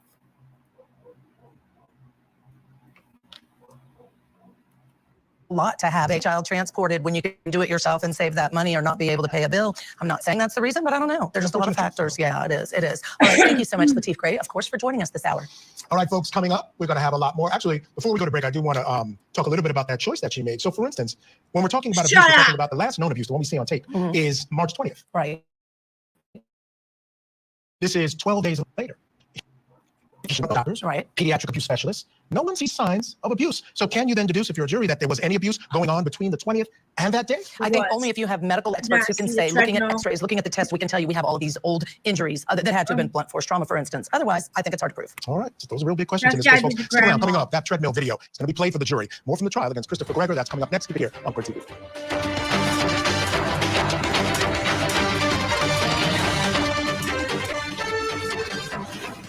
Trying to speed it up. I'm trying, guys. I'm trying. And I'm Judge Ashley Wilcott. Ahead this hour, the mother of missing 3-year-old Elijah Vu wants her bond reduced. We will hear what the judge has to say. Also, it was a short day of testimony in the killer or cover-up murder trial as police and medical personnel testified about the crime scene and finding victim John O'Keefe in the snow. And opening statements begin in Court TV's newest case, the treadmill abuse murder trial in New Jersey. All right, in that trial, 31-year-old Christopher Greger is charged with first-degree murder and the death of his 6-year-old son, Corey Mitchell. Prosecutors claim that Greger forced his son to run on the treadmill because he believed the boy was, in his words, too fat. Although they don't believe the treadmill caused Corey's death, the state says the child suffered from chronic abuse. The defense admits video shows Greger making his son get on the treadmill multiple times, but they claim Corey's death was not murder. He said Corey's his mother, son Brianna Mitchell, was too fat. I would have smacked that mother. Now, how did he get custody? Talking like that, saying that, no, man. is still on the stand for direct examination by the state. Let's get you back inside the courtroom. So, Brianna, at approximately 11:43 p.m., while you were at Jersey Shore Medical Center, did the defendant send you a text message asking where you were? Yes. Your Honor, permission to approach the witness? Yes, absolutely. Come on. Are you stuck with an unsellable, ugly house? Let us make you a quick, fair cash offer. Yeah, quick scam cash offer.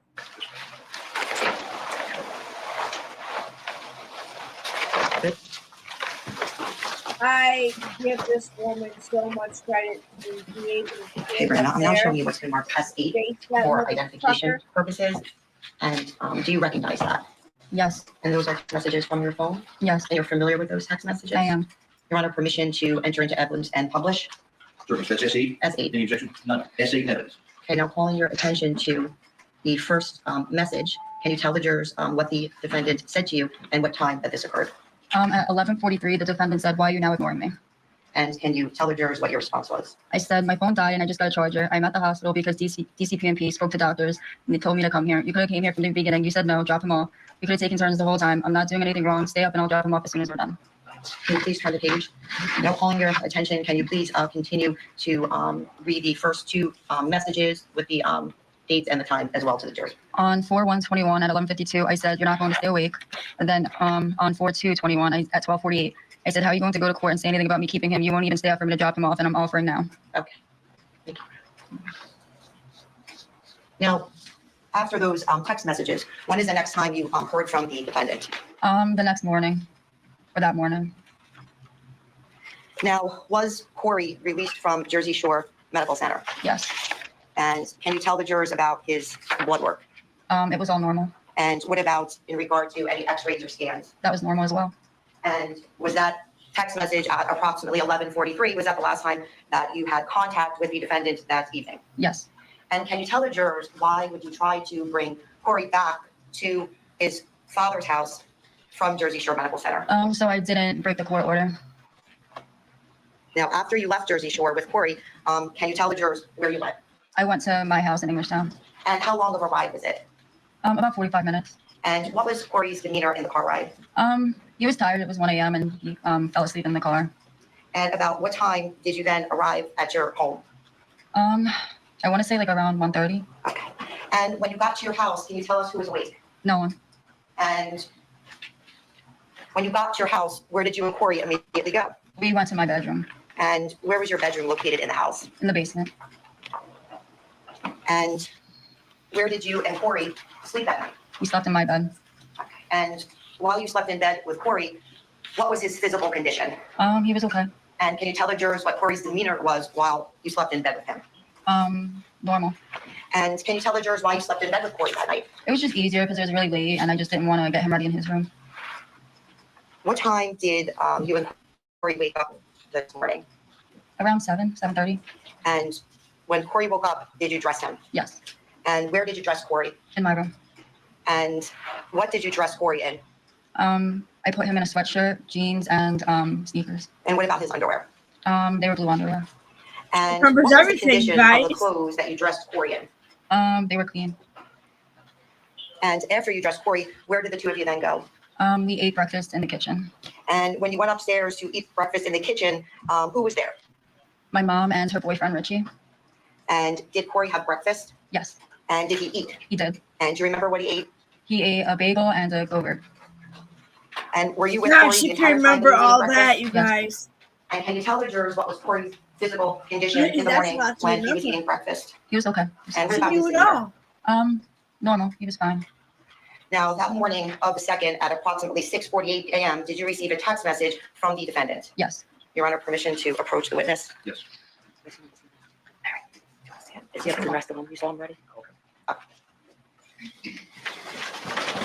Grant, I'm now showing what's been marked S8, which has already been admitted to evidence. Turning your attention to the text message conversation. Can you please tell the jurors what the defendant said, starting with that particular message? And can you let the jurors know takes a few years to time get the and date case as well? going. Okay. On and 4/2/21 all the at 6:46 a.m. documents.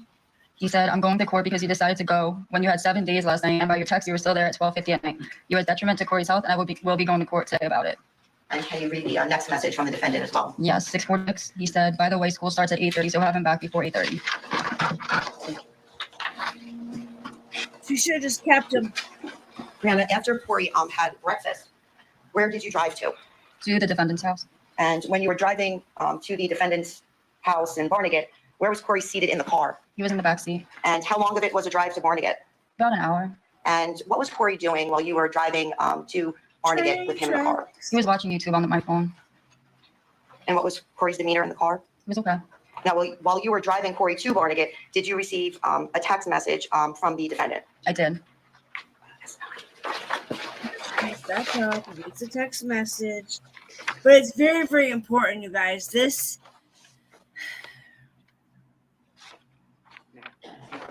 We're on day. Well, no, we're 2 days behind because they're on day 3, which was. If you guys want to skip. You want information to approach? I have it saved. Brandon, I'm not showing you what has been marked as non-identification purposes. You recognize this now. Yes. And This you're is familiar where with it that? shows- And is that a text message that you received from the defendant, which was located on your phone? Yes. And can you please tell the jurors what the defendant texted you, including the date and the time of the text message? Yes. On 4/2/21 at 8:37 a.m. He said, I mean, considering you could kidnap my son for an entire day and night, the minimum that is happening is an entire day and night is going to be removed from your next visit maximum. Hopefully the courts will agree with my application this morning and you will lose all rights. Courts. How in the hell do these courts fail her? Now, when you got to the defendant's apartment complex to drop off Corey, where did you park? In front of the defendant's home. And about what time did you get to the apartment complex to drop off Corey that morning? Around 9 a.m. And when you got there, where was the defendant's car? I'm not sure. It wasn't there. And did you text the defendant asking where he was? Yes. And what did the defendant say to you in regard to where he was? He said he was home. And before Corey had left the car, did you provide Corey with a piece of paper? I did. And what did you give Corey? It was a paper from the hospital that had information so the defendant could look at his records. And why did you do that? I was just being nice. And did you speak to Corey in the car before you sent him into the defendant's home? I did. And was that the last time that you spoke to Corey? Was.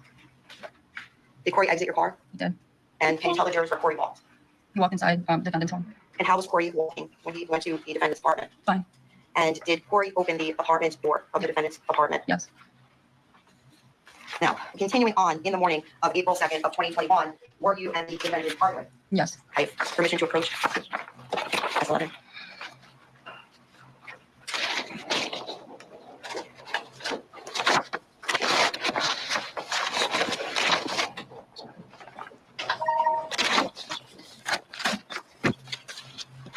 I'm now showing you what's been marked S11 for identification purposes. And again, those text messages that were contained in your phone. And you're familiar with those messages? I am. Your Honor, at this time, the state would move to publish it into evidence of S11. No objection. S11 minutes. So, Brianna, starting with the top message, can you please tell the jury about your conversation with the defendant? Yes. At 9:48 a.m. I said, stop being so cocky. If I were you, I definitely wouldn't be. And then what did the defendant respond? He said, yes, I am a ludicrous charge by you that when you went to court yesterday was completely thrown out and disregarded. And can you continue with his next message? He said, shows how much evidence there is, doesn't it? You're going to be in for a rude awakening today. Took it on that little boy. So,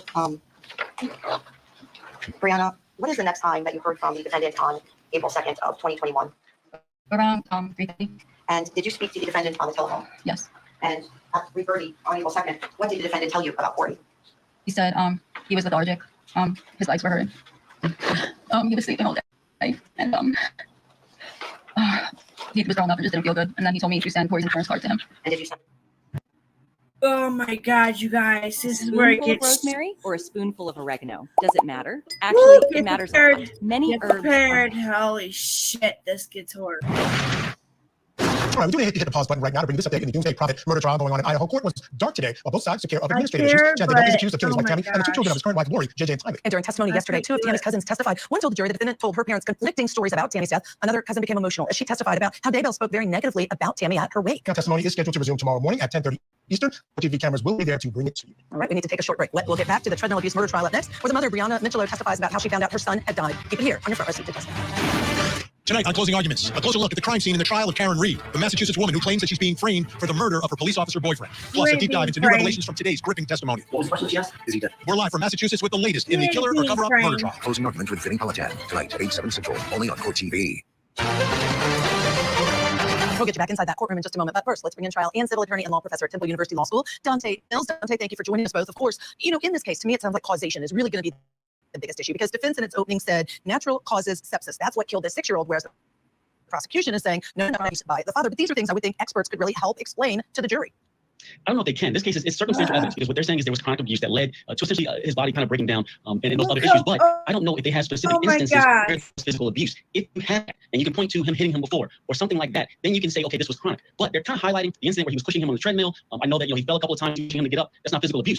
So it's going to come to a situation for the father. It's going to be interesting to see if he takes a stand to say he was in my care. I was watching him. I never touched him. He may have come into my home that way from his mom. We don't know that. And if you throw that kind of question into it, where you don't have specific instances of that actual physical abuse, it's a circumstantial case. It's going to come down to whose side you believe, the mom or the father. And I don't know if the jury is going to get beyond a reasonable doubt if you can't point to specific evidence prior of physical abuse. Yeah, that's exactly what I see. And I think that evidence and how he's treating his kid on the treadmill is so important for this case because that kind of paints him as an abuser. You see it and you get angry. You don't like the guy. You hear someone's text saying you don't like the guy. But at the end of the day, Dante, she was at the hospital. This was 12 days after the treadmill incident. And she saw a pediatric abuse expert. She saw a doctor, went to another hospital. No one raised red flags as to the abuse. And I think that's going to be problematic.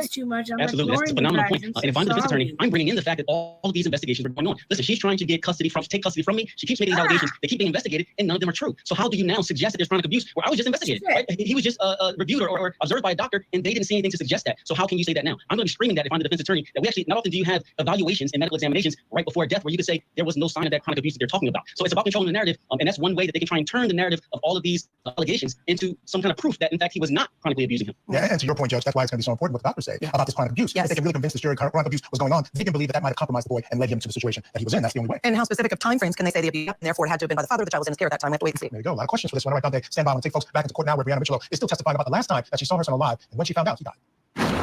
And did the defendant say anything about taking Corey to the hospital? Yes. And did the defendant tell you what hospital he was taking Corey to? No. I was trying to make you. Was that the last time that you had spoken to the defendant on that day? Yes. And did you learn what hospital Corey was taken to? Yes. After the phone conversation, did you know at that time what hospital Corey was to? No. And at that time, what did you do? I started calling the hospitals to see if Corey was there. I also called my local police department to kind of report Corey as like I don't know where he is and he's not feeling, he's sick. And about 6 o'clock that day on the 2nd, did the police come to your home? Yes. And did you learn at that time that Corey had passed? I did. Now, on that same day that Corey passed away, did you go to the police station and provide a statement? I did. And whom did you speak to? Detective Dennis Mitchell. And what did you give to Detective Mitchell at the police station? My cell phone. And did you voluntarily provide that to the detective? Yes. And did you also allow officers to photograph your home in Englishtown? Yes.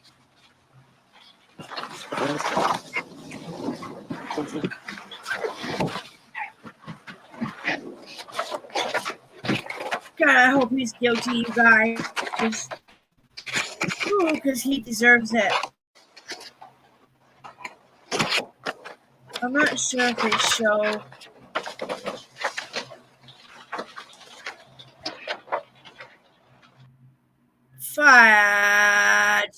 Hey, mining, and in the next 30 seconds, I'm going to show you how to make $5,000 to $20,000 flipping houses using. I'm so sure. Between the ads and then having to watch it through here, I hate it. I'm trying to see what's all left in this. Because we could always resume. So I have permission to approach. I'm not showing you what's been marked on one. I could show you guys. That's 20. That's 23. That's 19. I can't. I just can't imagine this woman having to face that stupid guy, what he did. That's 32. I think it's this one that shows. And that's 24. And S. I'm sorry, S34 and also S24. Yep, I knew that was the mother. Now, S22. Are you familiar with the area depicted there? And can you tell the jurors what that is? It's a TV stand in my bedroom. And in your hand, you're holding a what? And you're familiar with that because it's in your bedroom? Correct. I'm now showing you what's been marked S23 for identification purposes. And can you tell the jurors what that is? This is my bedroom. And what you're holding is what, a photograph? All right, I do need to squeeze in a break right now. We'll get back to Brianna Mitchell's testimony about the investigation that ensued after the death of her son when we come back. Here on Court TV, your front row seat justice. Welcome back to Court TV Live. I'm Judge Ashley Wilcox. And I'm Michael Ayala. We are continuing our coverage of the treadmill abuse trial going on in New Jersey. The mother of Corey has been on the stand for several hours. She was bound there for several hours. I want to get to this. She testified about the bruises she saw on her son and about the last time that she saw him alive. Brianna Mitchell is still stand on direct, testifying about the investigation into Corey's death. Let's get you back into court. They show some good Is this another photographs. photograph? Yes. Okay. Here, And I are you can't familiar- remember exactly what they're about. I think that shows her bedroom and the type of living. I mean, she was living with her mom. The area depicted in that photograph? Yes. And what is that? The entrance to my house. I am now showing you what's been marked S21. Are you familiar with that photograph? Yes. And what is that a picture of? The hallway to my bedroom. Okay, so you're familiar with what's depicted in that photograph. I'm now going to show you what has been marked S19. Are you familiar with the area depicted in that photograph? Photograph of? It's a photo of the defendant's home. And you've been to that location before? Yes. I'm now showing you what has been marked S24. And are you familiar as to what's depicted in that photograph? Yes. And what's depicted in that photograph? It's the paper I gave Corey to coincide with. Okay, so you're familiar with that paper because it was under your control and then you gave it to Corey. Yes. I'm now showing you what's been marked S34 for identification purposes. And do you recognize that? Yes.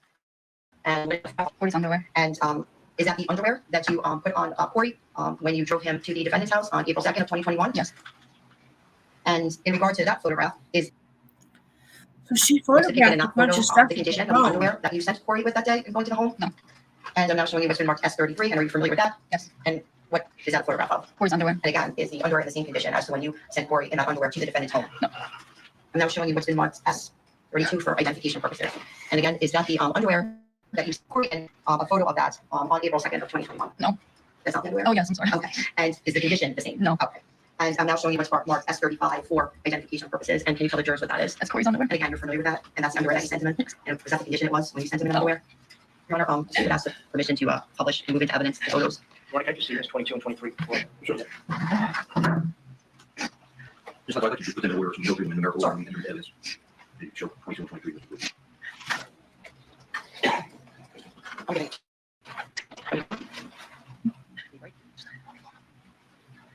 I can't imagine this. She just breaks my heart. Yes, 22. No, that's okay. Right, so if I get those numbers correctly, let me know if I'm right. S19 through S24 and S32 through S35, is that right? Yes, Judge. All right, so S19 through including S24, in evidence S32 through including S35 evidence. Yes, thank you. Your Honor, at this point, we would ask for permission to publish the photos to the jury. Thank you.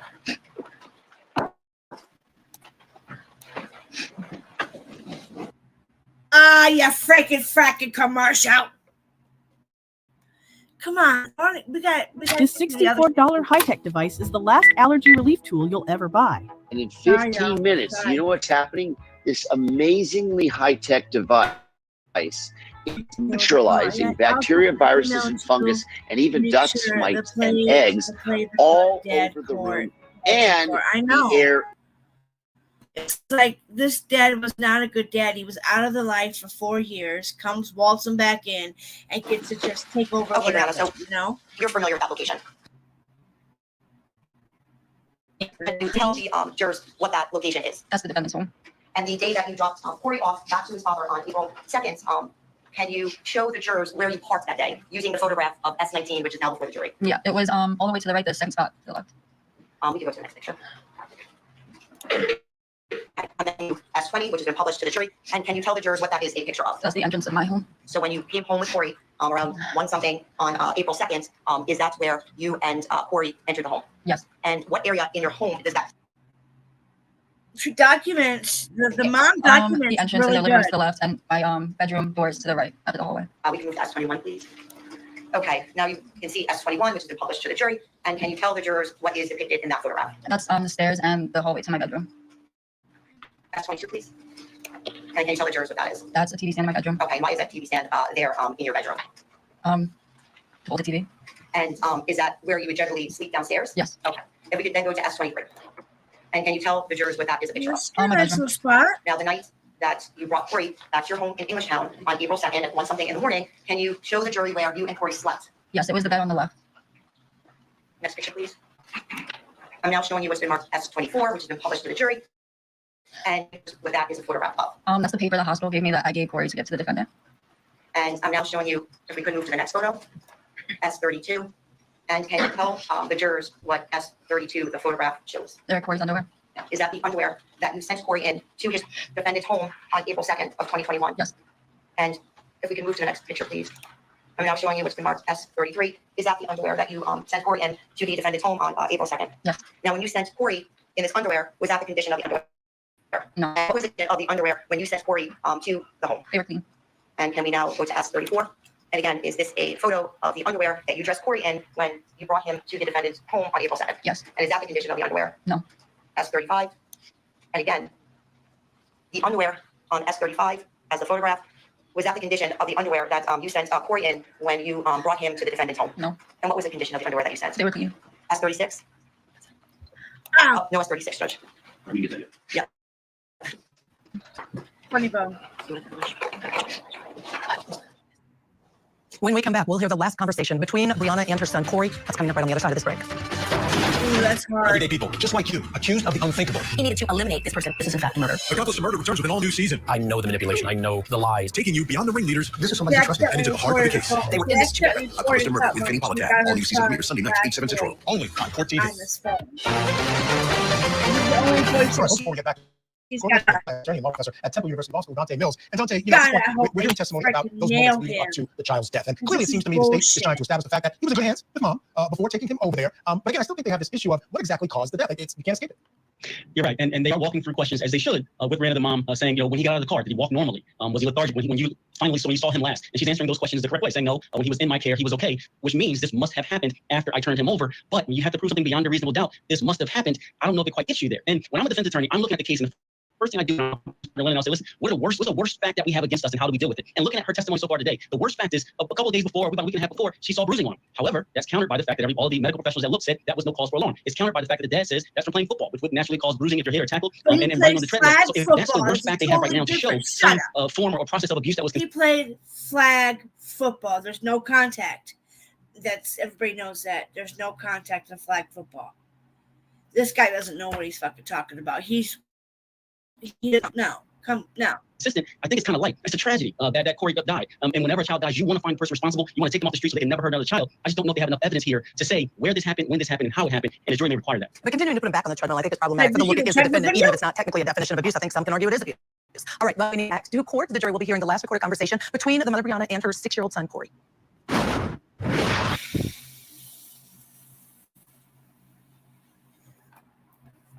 This gets more rough, guys. It gets Pay rough. close attention to this. Energy flows to where attention goes. If you are focusing on failure,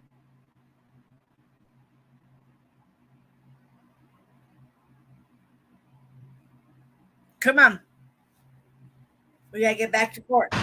Well, he's the other parent, so it's his right. He needs to see it. Because he wants the doctor. I just want to make sure he sees that. Okay? I'm not sure where he is.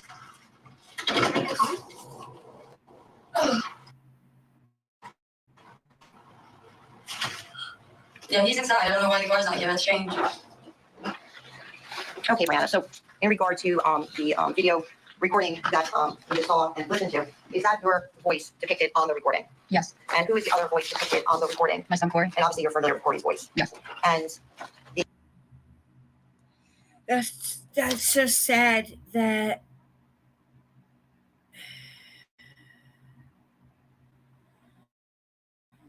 it's horrible. It's just downright freaking fracking horrible. the conversation that you had with Corey on April 2nd of 2021, a little past 9 a.m. that morning, does that accurately depict the conversation that you had with him, what was shown in this video? Yes. Yeah.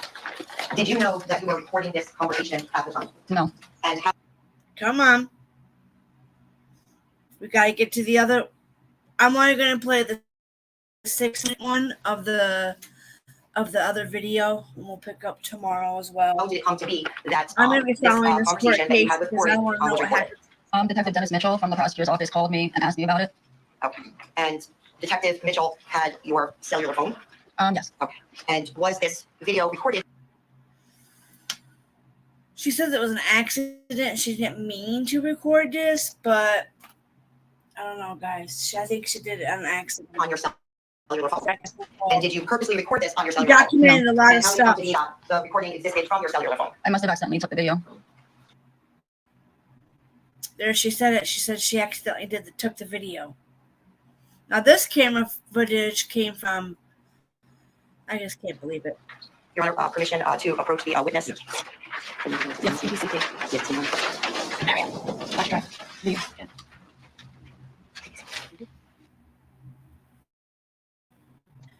Come on, you've been playing so good.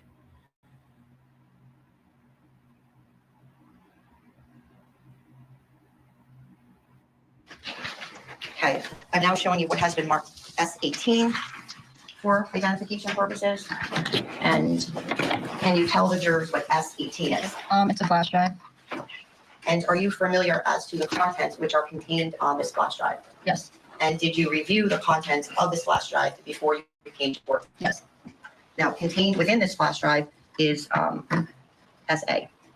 And is SA a surveillance video from the Atlantic Heights apartment complex in Barnegat from March 20th of 2021? Yes. And you are familiar with that location as to what is contained on S18A? Yes. And you've been to that location before? Yes. And you're also familiar with who is depicted on that video, correct? Yes. And in regard to the A video, you were actually present on the video, correct? Yes. And you are familiar with the other parties as well? Yes. I'm now going to draw your attention to S18, what would be B, C, and D. And those are also surveillance videos from the Atlantic Heights apartment complex gym, correct? Yes. And you have reviewed those videos before you came, correct? Yes. And you are familiar with the location, which is depicted on B, C, and D. Yes. And you're also familiar with the parties who are located on those surveillance videos. Yes. Your Honor, at this time, the state would move into evidence S18, A, B, C, and D of S18. Okay. S18, A, B, C, and D. Thank you. And permission to publish, Your Honor, starting with A. Yes. That one guy's got me mad. I don't like him because I'm thinking in my head, like, dude, you just gave the defense team. If they're listening back or listening back on this, which are the lawyers allowed to speak, go back on and look at stuff? Are the lawyers allowed to? Because, you know, the defendant's not. If she was given testimony, she probably wasn't allowed to until she, like, how does that work? Does the lawyers not able to do the same? All right. I don't know if they're going to show anything else, but we're going to go to this. Be prepared, you guys. This is how many days I have trial set for. Me too, Spitfire. Guys, trigger warning. Trigger warning. He's getting it.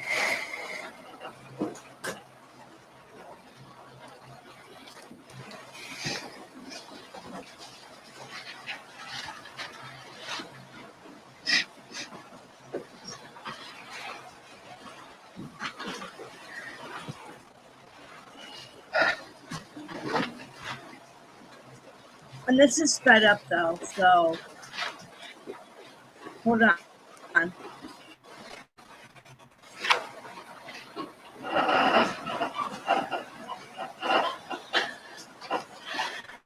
Okay, so yeah, that's not so bad. I sped it down, so I thought maybe I had it up. He's hitting it, you know. Got normal speed. Okay, but he's still kicking butt on it.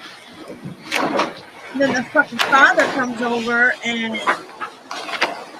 this is only the 6-minute second video. There's a 14-minute one. Tomorrow we can watch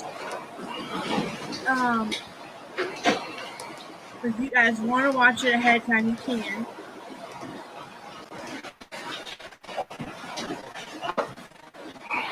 I wonder if that's his mom. And this is her mom. Two different sides of the family. I guess it's gotta be crazy.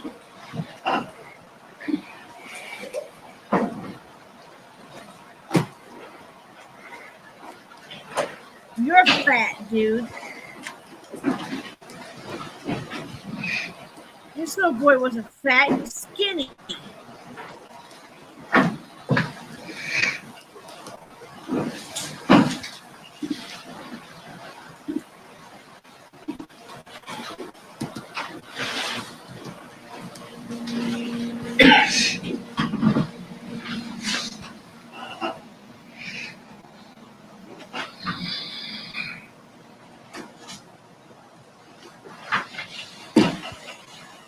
wonder what he's saying to him.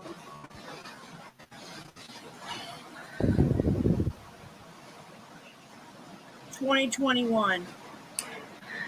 And it's just now going to court, and it's just now being talked about. I hope the guys you voted.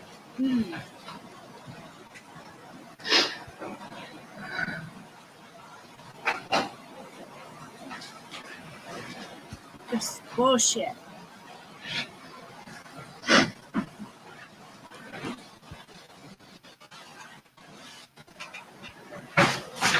There he goes, Jack. Get the speed up.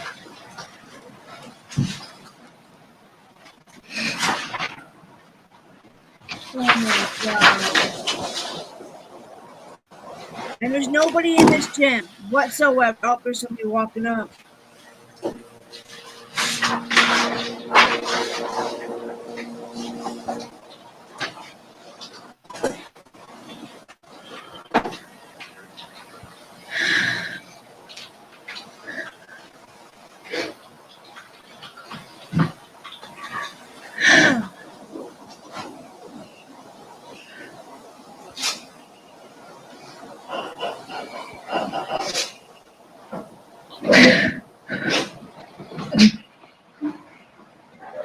Look at this fucker. You don't even realize what you did to your little boy.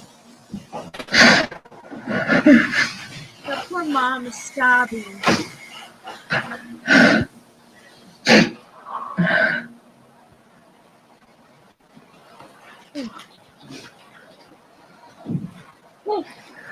He hit pretty hard there.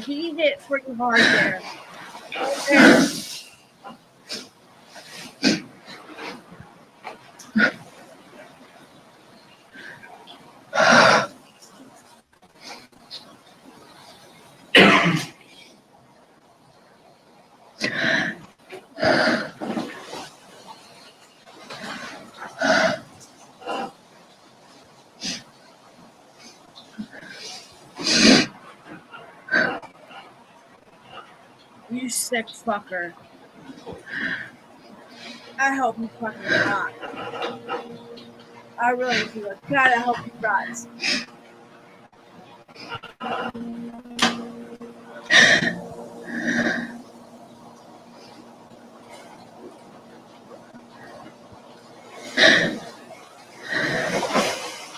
Bullshit.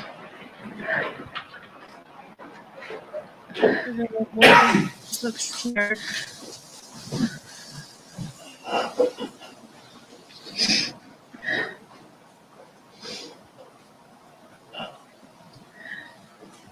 Shuts the door on him and everything. What the fuck?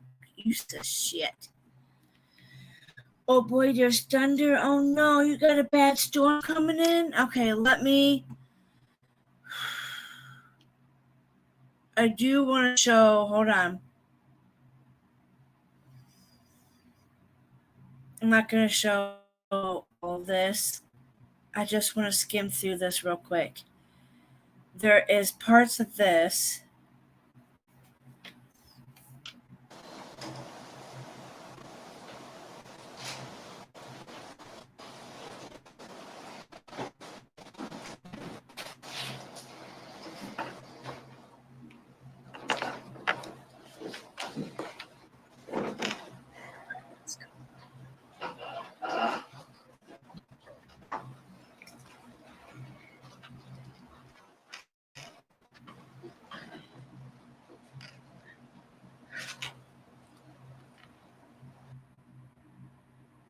It's gonna start buffering now because I did that, but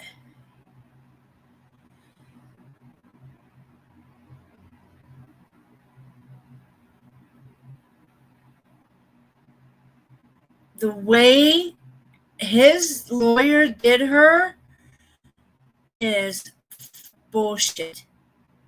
He laughs in one of them. This is his defense lawyer. He laughs.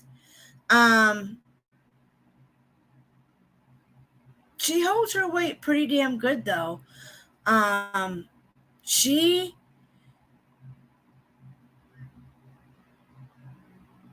all right, let's hit play.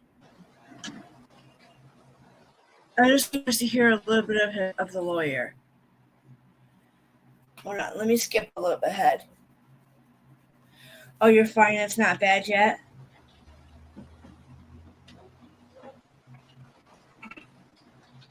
Someone's here at my house.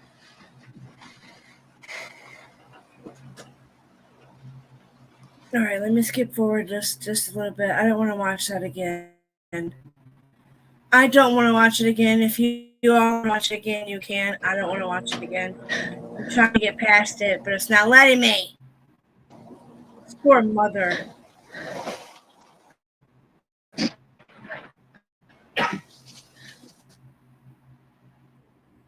The way she had to sob, the way you could just hear her sobbing, and she should not have had to go through that. As a mother, nobody should have to go. No.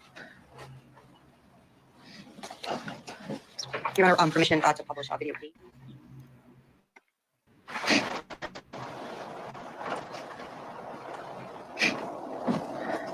There's audio.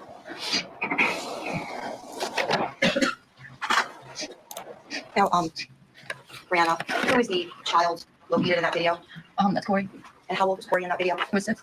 And who is the adult male located in that video? The defendant. And again, you're familiar with that area? Yes. Now, when was the first time that you ever saw that video? A few weeks ago. And have you ever had possession of that video? No. Your Honor, there's no further questions for the witness at this time.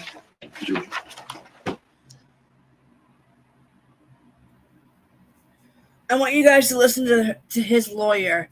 What a fucking dick he Is is. that like something with bump? I've heard that. Yeah, you snorted. Okay, sorry. So when you say the word bump, that means you're snorting a methamphetamine. This is the part I don't understand.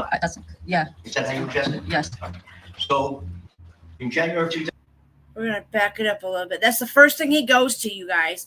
That's the first thing he wants to pick apart January of out of this wonderful an mother issue with drugs. who tried to get her shit together. And at that point, you lose custody of Corey. Yes. All right.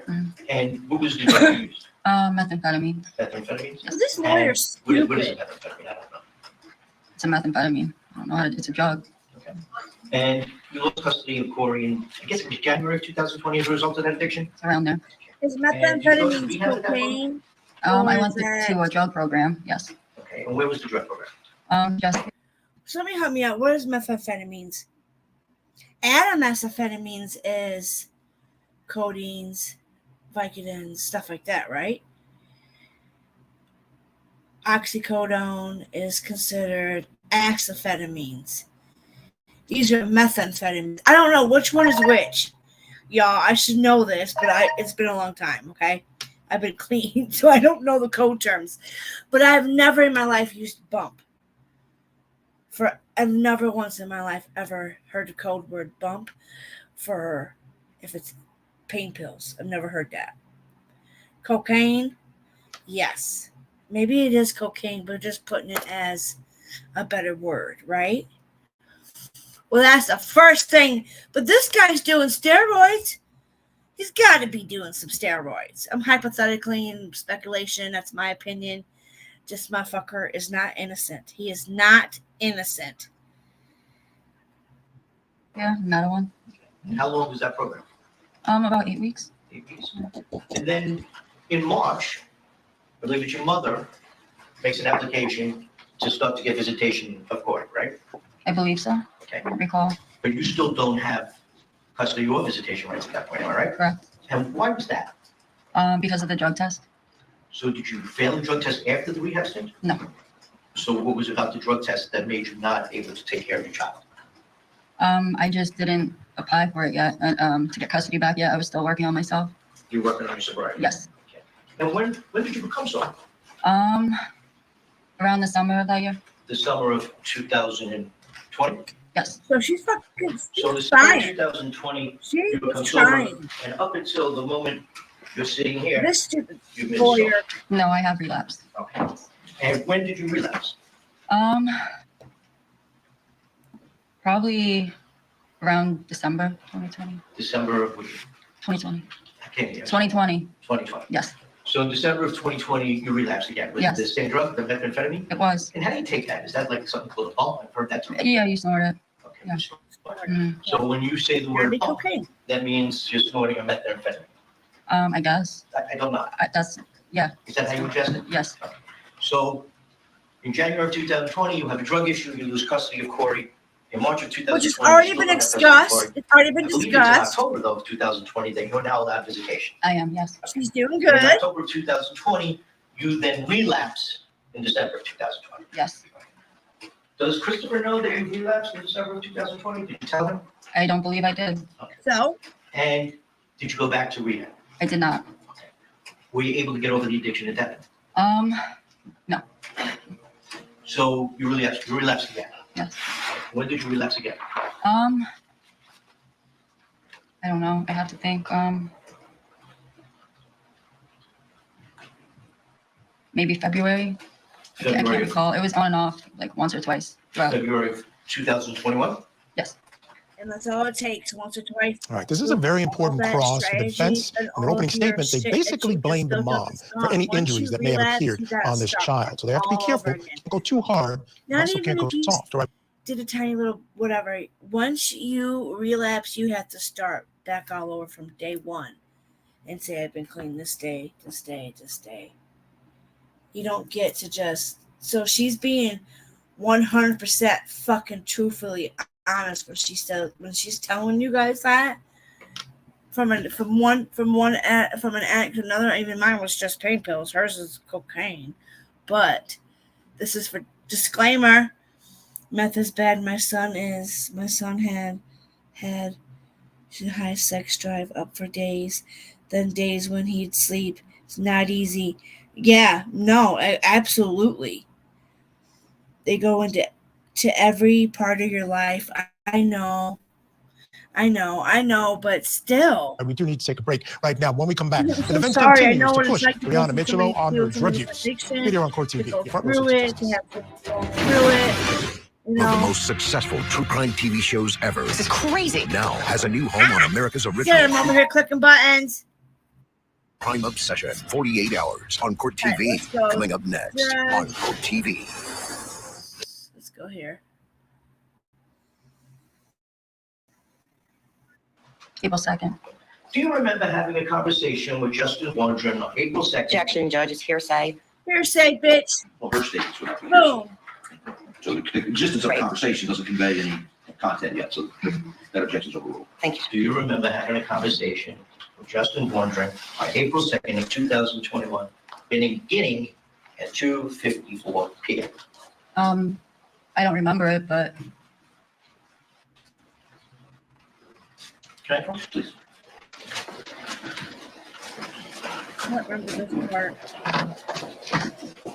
Should identify the exhibit. It's a Facebook, no, it's my number, D4. D4, thank you. you want me to read it? I want you to tell me if you recognize the conversation. Is that you, Dustin? Yeah. So you recognize that conversation? Yes. Now, on 4/2/21, what time had you dropped Corey off at Christopher's house? On April 2nd, you said? Around 9 a.m. 9 a.m.? Yes. And then you went right home? I believe so.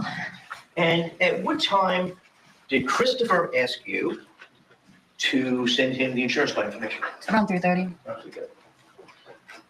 Do you remember in this Facebook chat?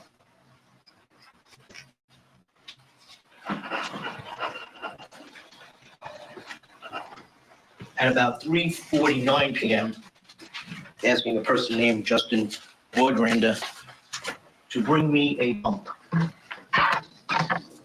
This is when she was You thinking remember that, about right? it. Yes. So that's the day Corey died. It was. Okay. That's the day. I'm sorry, I don't You know. don't know what's going on, right? You don't have any idea what's This going on yet. fucking lawyer pissed me off because you do not understand what this woman is going through. She don't even know what hospital her son is at. Hell yeah, obviously she wasn't in her right mind. She asked for a fucking bump. But she didn't act on it. That's the thing though. She didn't act on it. right? Correct. All right. And you're asking Justin to bring you a methamphetamine. Yes. So, and you said that you relapsed in February. He was telling you the truth. I actually, that day I didn't do it. Okay, Yeah. but you wanted to do it. I mean, yeah, I was very upset about my son being abused. So you wanted a methamphetamine, what is it? Methamphetamine. Methamphetamine. Call on the same time, a little later in the afternoon, where you are saying, can I come over and buy one? What time was this? 4:03. I do, yeah. This is the same text message then? Yeah. And do you recall then going on and saying, I mean, I could get it by myself? Yes. I just don't want that much. Yes. Now, what does that mean, I don't want that much? I wasn't like in active addiction, so I didn't need much. So that's what that means. Explain to me what that means. Objection, Judge. I She don't- just answered the question. Can you rephrase it? When you said I don't need that much to Justin Boardman, are you discussing with him the amount of methamphetamine that you wanted? Yes. Okay. So when you said I don't want that much, it's less than you normally take? The pinky word. Yeah. At about 3:49 p.m., asking a person named Justin Boardman to bring me a bunk. Yes. I do. You remember that, right? Yes. Okay. So that's the day Corey died. It was. Okay. That's the day that you don't know what's going on, right? You don't have any idea what's going on yet, right? Correct. All right. And you're asking Justin to bring you a methamphetamine. Yes. So, and you said that you relapsed in February. Yes. Is that true? I actually, that day I didn't do it. Okay. Yeah. But you So- wanted to do it. I mean, yeah, I was very upset about my son being abused. So you wanted a methamphetamine. What is it? Methamphetamine. Methamphetamine. Do you recall on the same time, a little later in the afternoon, where Doesn't you this are make me saying, so mad? Can I come over? Yeah. It's been What time was 7 years. Oh my God, I'm so glad that fire. I do, That yeah. makes me so This is the same text message then? Yeah. good to see when And people do are you recall sober. then going on and saying, I mean, I could get it by myself? Yes. I just don't want that much. Yes. The habits are I not don't want that much. cheap either. I wasn't like in active addiction, so I didn't need much. So that's what that means. So explain to me what that means. I don't. Objection, Judge. I She don't- just answered the question. Can you rephrase it? When you said I don't need that much to Justin Boardman, are you discussing with him He makes me so freaking fracking. the amount of methamphetamine that you wanted? Yes. Okay. So when you said I don't want that much, it's less than you normally take? Yeah. Okay. What did you normally take? More than that, I guess. What was that? A bump? A bump? One bump? How many is a bump? I don't know. Depends. What does it depend on? Whoever puts it out. I don't know what you're asking me really. I'm asking you what you were asking for. Methamphetamine. And how much? A bump. I don't know how to explain it to anyone else. So on the day that you are complaining that your son was allegedly abused by Christopher, you're asking your boyfriend to bring you methamphetamine. I did. Okay. So now let's go to the events. Yes.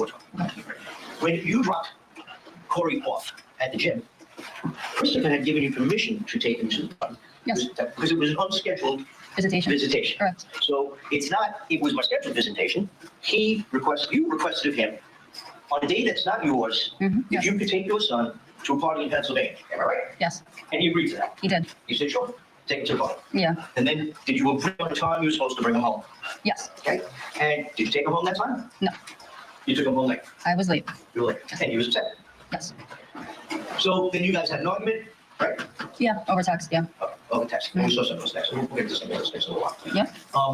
So now there comes a time where after April 20th, that you have visitation again. April 20th or March 20th? March 20th. Yeah. Yes. You have visitation again. I did. Right. And your visitation was usually on a Thursday? I think so. Yeah. Look, I was there. So was it? I think it was Wednesday, honestly. Yeah. So how often would you get him during the week? Okay. It depended on his mood. The I'm defense. almost done. I So just the like court to didn't tell do you what this. days you had? Well, yeah, so there was a court order, yes. Okay, So it was Wednesday and then every other weekend. So then it wasn't up to his mood, it was up to a court order, am I right? You're right. All right, okay. Yes. So when you just said it was up to the defendant. For any extra days, it would be up to him. Oh, did the court say that? No. So he would give you extra days if you asked him? Yes. And he gave it If to he you? was in the mood to give me them, yes. And he gave it to you? Sometimes. Okay, but the court order said Wednesday? Yes. And he gave it to you every Wednesday? Yes. But And he sometimes when you dictated have a it, Halloween, you right? dumb Yes, once fuck. Halloween. He's not getting it. This lawyer's not getting it. This lawyer is being hostile. Look at him. Frozen. He's frozen in a bad spot, but look how aggressive. And the state is not stepping up for her. You asked if you could have Corey for Halloween. So you could go trick or treating. Oh, yes, I remember that. He said yes. Yes. Okay. But every Wednesday was court order, right? I believe that's the day. I think so. Not But you 100%. had him, how many days a week were you allowed to visit? On Wednesdays and then every other weekend. Attorney Mario Gallucci, boy, he is animated and going for it. I was just saying to my colleagues, we got to get him on the show after the trial's over. Wow, going after, not pulling any punches. Let's talk about this with our guest. I have in the studio family law attorney and law professor Randy Kessler, and standing by remotely, retired DEA supervisory special agent Michael Wilhite. All right, Randy, you were just saying you liked what was going on there, how the custody stuff, where he really. I don't want to hear what they gotta say because they ain't worth a shit. These were pissing me off today. If it ain't one thing, it's another right now. But let me March tell you. 27th would be the 25th would probably be the beginning of that weekend, right? I think it was the 28th, 27th. Was that Saturday? Yes. And wasn't that Saturday the day he had to do the flag football? Yes. Now, didn't he stay at Christopher's house? Flag that night? football is flag football. It was your weekend, though, right? Yes. It's not untouched. Where did you stay that night? At my house. You stayed at your house? Yes. Do you recall that Christopher asked you if he could have Corey? Objection, hearsay. Why did you leave Oh Corey in my front of the God, house? Britney Chris Spears wouldn't let is me pick him having a up. breakdown. Oh my Did you get to the God, practice on Britney time? Spears, By the way, did you come agree on, to that? girl. It was your weekend. No, he wouldn't let Corey go with me Well, to my house. He wouldn't let me pick him up. did you do anything about that? We met at the police station. He wouldn't let Corey out of the car. And the police department said that was okay? Yes. Yes? They did. You're serious with this one. Okay. But the police are like, you would meet at the police station to exchange words? Only when he was in a bad mood. When Corey was in a bad mood? Christopher. All right. So you would meet on Wednesdays at the police station if Christopher was in a bad mood? Yes. But if he was in a bad mood, you would meet at his house? Yes. And if he was in a really good mood, you would actually sleep over his house? Yes. And how often did you do that? It depended. Sometimes a few times a week, sometimes once. Sometimes just the weekend, sometimes the weekdays. And how long did that go on? About 4 months, maybe 3 months. And was that in 2021? Yes. So if March 20th was the treadmill, so we're saying from like January to the beginning of March, you were sleeping over his house during this Maybe time? early December. You guys discussed actually getting a house together. We did. Did you actually look at houses together? We did not.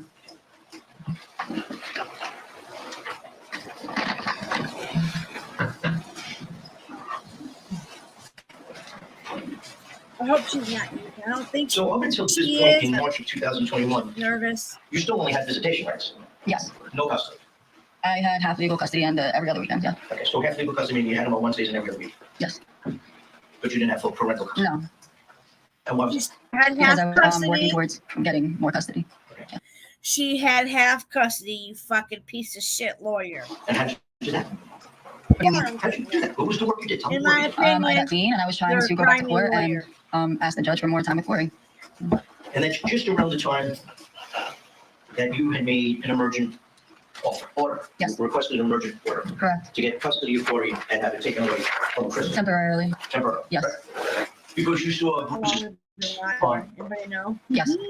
and you immediately. 2 made an hours emergent ago, application. Jesus. You were active football practice. I was. Yes. So now you see the bruises. I know we started late. We're gonna finish this up just a few minutes.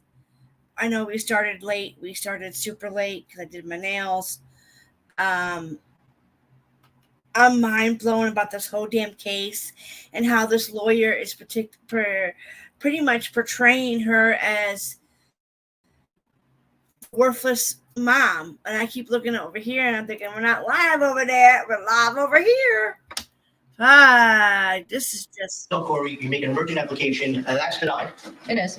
And as a result of it being denied, you then get an order from the court that tells you and Christopher that together you should make an appointment with the pediatrician through DCP and Pay. Correct. You didn't do that, But yes, I did. No. I took him to the pediatrician. You did. Yes. You did do it together with him as a court order. No. And He you did decided what- on your own. Did you decide on your own? Yes. You take it. Yes. You violated court order. I mean, I don't think it said he had to be present during that. It just said that he needed to go to a pediatrician. So I don't know about that whole thing. So now, you take him to the pediatrician. I did. Take him to Ivy Pediatrician. Yes. And at Ivy, they tell you that, these are some bumps and bruises, it's suspicious of child abuse. Yeah. Am I correct? Yes. And at this point, you don't know anything about the treatment of yourself. no. And they recommend to you that you take him to Jersey Shore Medical Center at that point. Yes. Well, Community Medical Center first. I think they said Jersey Shore Medical. Objection, Judge, it's hearsay. They said, like, Right, so it's hearsay, but in terms of how she reacts to that, I'm going to allow, not for the truth of the matter, but for where you took the child. No, thank you. Yeah. So you took the child to, Community Medical and Center. when you got to Community Medical Center, they also did evaluation, They did. and they said, and you then, as a result of that, took him to Jersey Shore. I want to Because there say is a that's child her abuse mom. pediatrician there. But where's So there his was no mom child and where's abuse his pediatrician family? Yeah, that worked with People BCP for campaign. him? So when you got to Jersey Shore Medical Center, that's when they Because told how you, could you back him? you should leave him. Overnight. No. No, they never told you that? You never signed a This piece of paper case, saying no, you should that have some. you were Look leaving at this against their medical lady. advice? At community medical center, I did because they wanted to transport him in an ambulance, and I said I was going to drive him. They didn't tell me why, but yes, I signed that. That's a good cross, and he's not done. So, full disclosure, my friends, Sure. we're the pool camera for this trial, meaning that we're the ones filming it, and then any other media would be broadcasting it from our feed that we put out. Part of the judge's restriction she's put on us is that we can't broadcast it live. We've got to have a 30-minute delay. So that is a court-imposed restriction, and we're abiding by that. So things have started up already this morning. They're in progress. We're going to go in there live at the top of the hour. We're going to hit a break. When we come back, we're going to show you more of the unaired cross-examination. See, now you guys have it. It was stated in that they have to be on a delay, 30 minutes, but and it can be streamed media, and so that's just everyday people, just we like can you, touch accused of the back unthinkable. up tomorrow. Go over the live 3 because today they brought in with the live one. This one with the 6-hour one, On the page. they brought in a lot of. Are you telling me you didn't know that on the Facebook for Corey webpage, there's postings up there for a Justice for Corey Cash App and GoFundMe? Possibly, but there are a lot of posts that went up. The group was very popular. Did you earn any money from the GoFundMe page that was set up? Did I what? Earn any money from that GoFundMe page? I did. Okay. Yes. How much money did you earn from the GoFundMe page that was set up that you say you know nothing about? I knew it was set up. I'm not the one that set it up, and I don't recall who set it up. But you profited. I did. Yeah. So how much was? I don't recall. So do you recall how much the GoFundMe was for? No. Are you also aware that in addition to the GoFundMe that you made money off of, they also started a Cash App campaign? I don't remember. You don't remember? No.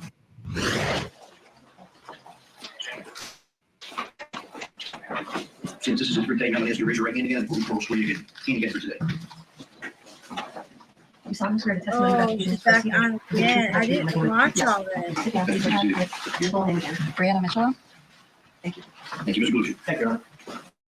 Morning, Ms. Mitchell. How are you? I'm okay. How are you? I'm good, thanks. I'm good. So, last night we left, did you have an opportunity to meet with either one of these prosecutors? I did not. You didn't talk to anybody about this case after you left here in court? No. So yesterday, we discussed a video that you had taken the morning you dropped Corey off at Christmas house. Yes. You said that you had taken that video and that it was accidental, that you had no idea you had taken it, am I right? You're right.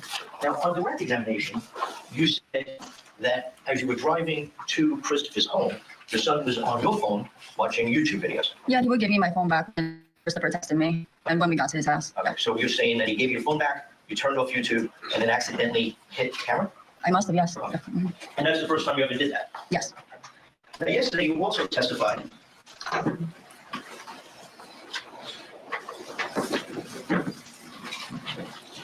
that you left the medical center Let's read this against up a medical little advice bit. because you thought it would be quicker for you to get Corey to Jersey Shore Medical Center, right? Yes.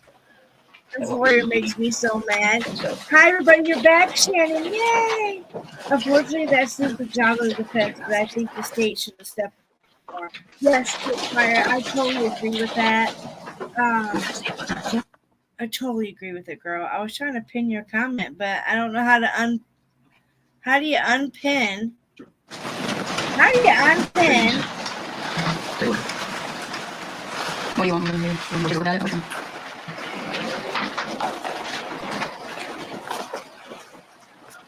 The state should have stepped up more. You're absolutely right. Yes. Okay, that is never first your recollection as to why you left Jersey Shore Medical Center. Yes. Okay. Can you tell us who you sold them? It says, given that she needs to bring her husband, or her child to her husband within the next 2 hours. So you didn't leave because you wanted to get to Jersey Shore Medical Center. You left, according to that record, you told people at the hospital that you wanted to take your son to a park. Yes, that's what I said yesterday. I didn't say it was because I was rushing because I was on limited time. So once again, that hospital, Community Medical Center, advised you to not take your child from the hospital. It says they offered to transfer the patient, and then it also says he gave me the opportunity to leave at the hospital against medical advice. Against medical advice. So they wanted you to leave Corey at the hospital and have him transported to another hospital. And you said no. I drove him myself. And the smoke is complete.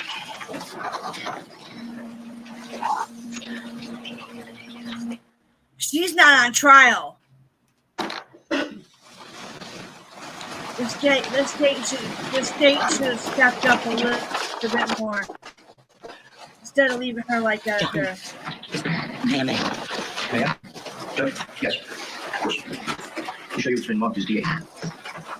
Yep. Is that a release that it says Corey's signature? Did you sign that for Corey? Yes. Okay. And does that refresh your recollection as to who you signed when you left the hospital? Yes. Okay. And is that a release?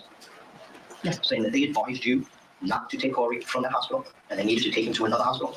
Yes. Now, yesterday, I believe we testified. Yeah, keep up. Thank you.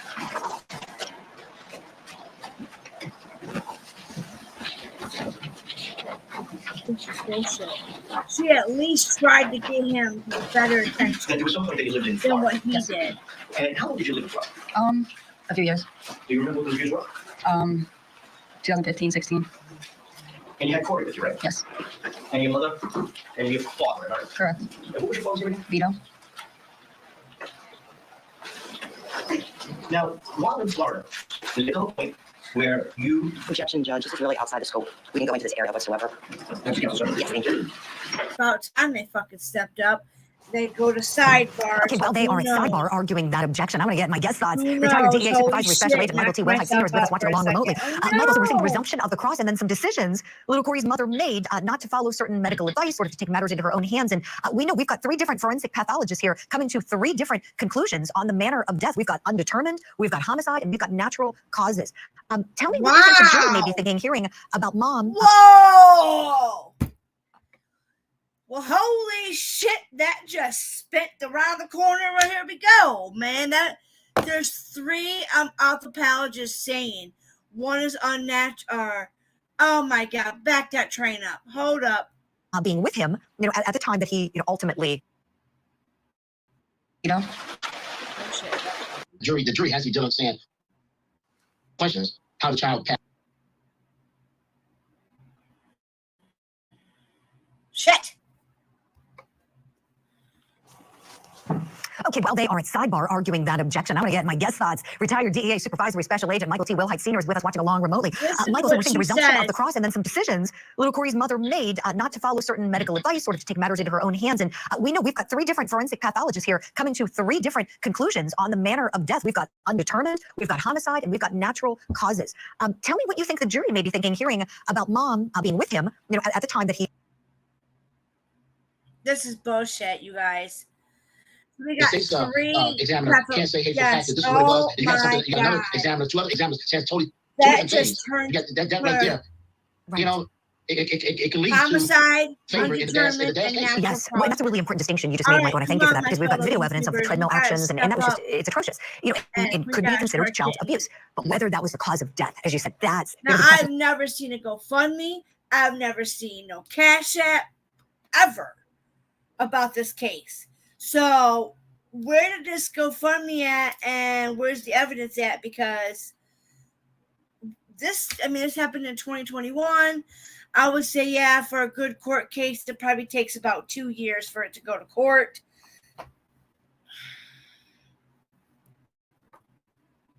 I'm pissed. I'm so mad. For this jury, whether the actions on the treadmill following the repeat running had anything to do with the homicide, another story. I mean, he could walk away just convicted of child abuse, and that may be perfectly proper. Who knows? Time and evidence will tell. Michael Wilhite, great insight from you as always. Stand by. Kindly, please, we're going to our first break of the hour. When we come back, we'll resume with the testimony in New Jersey, and we're watching courtroom in Idaho as well, getting ready for the Doomsday Prophet murder trial to start back up.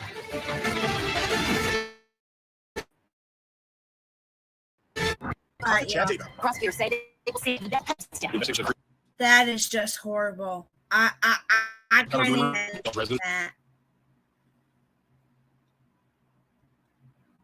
That whatever occurred before Mr. Gregory was advised, was made aware of the allegation he was a biological father. So you would have to demonstrate for me why that's relevant to issues in this case, something that occurred before his involvement in child life. It may be, but it may not. If it's relevant, it may be prejudicial value may be outweighed by what little probative value may have as well. I can't make that determination unless I know more about what's going to be said. Sure. Yeah, I don't go there and have some coffee and some snacks. So certainly didn't think it was one of 4 years, and it'd take 30 seconds. If I knew she was incorrect, then we wouldn't choose a jury, but the state appeared concerned that there was a long line of information here. So, any questions about this? What's the profit? Ask her if she knows it's possible. All right, go ahead. You know it's possible. No.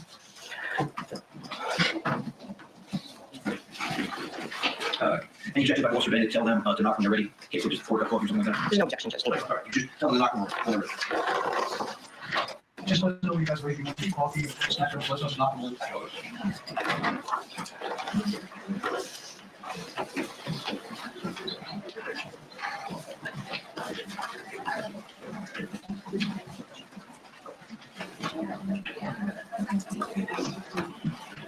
What's going on?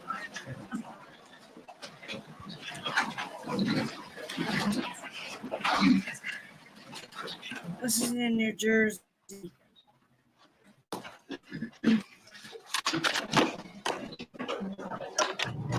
All right, it's going to be time for the redirect examination. So an important point to make here. This is a witness called by the state to help support their case. But when you're on the side of the state, the Commonwealth, whatever, and you're a prosecutor, you can't pick your witnesses. Unfortunately, you just get who you get, and you get all the problems they have along with it. And this defense attorney has done a tremendous job exploring all of the problems, whether it be addiction, the GoFundMe, all of the things that this child's mother has done. And remember, she didn't have custody of him at the time of his death. Let's go back in now and see what the state has to redirect She their had witness. half custody. She had half custody. Thank you, Judge. So, Brianna, on October 28th of 2020, you and the defendant were granted joint custody, right? Correct. And previous to this, you did not have custody of Corey. It was your mother. Correct.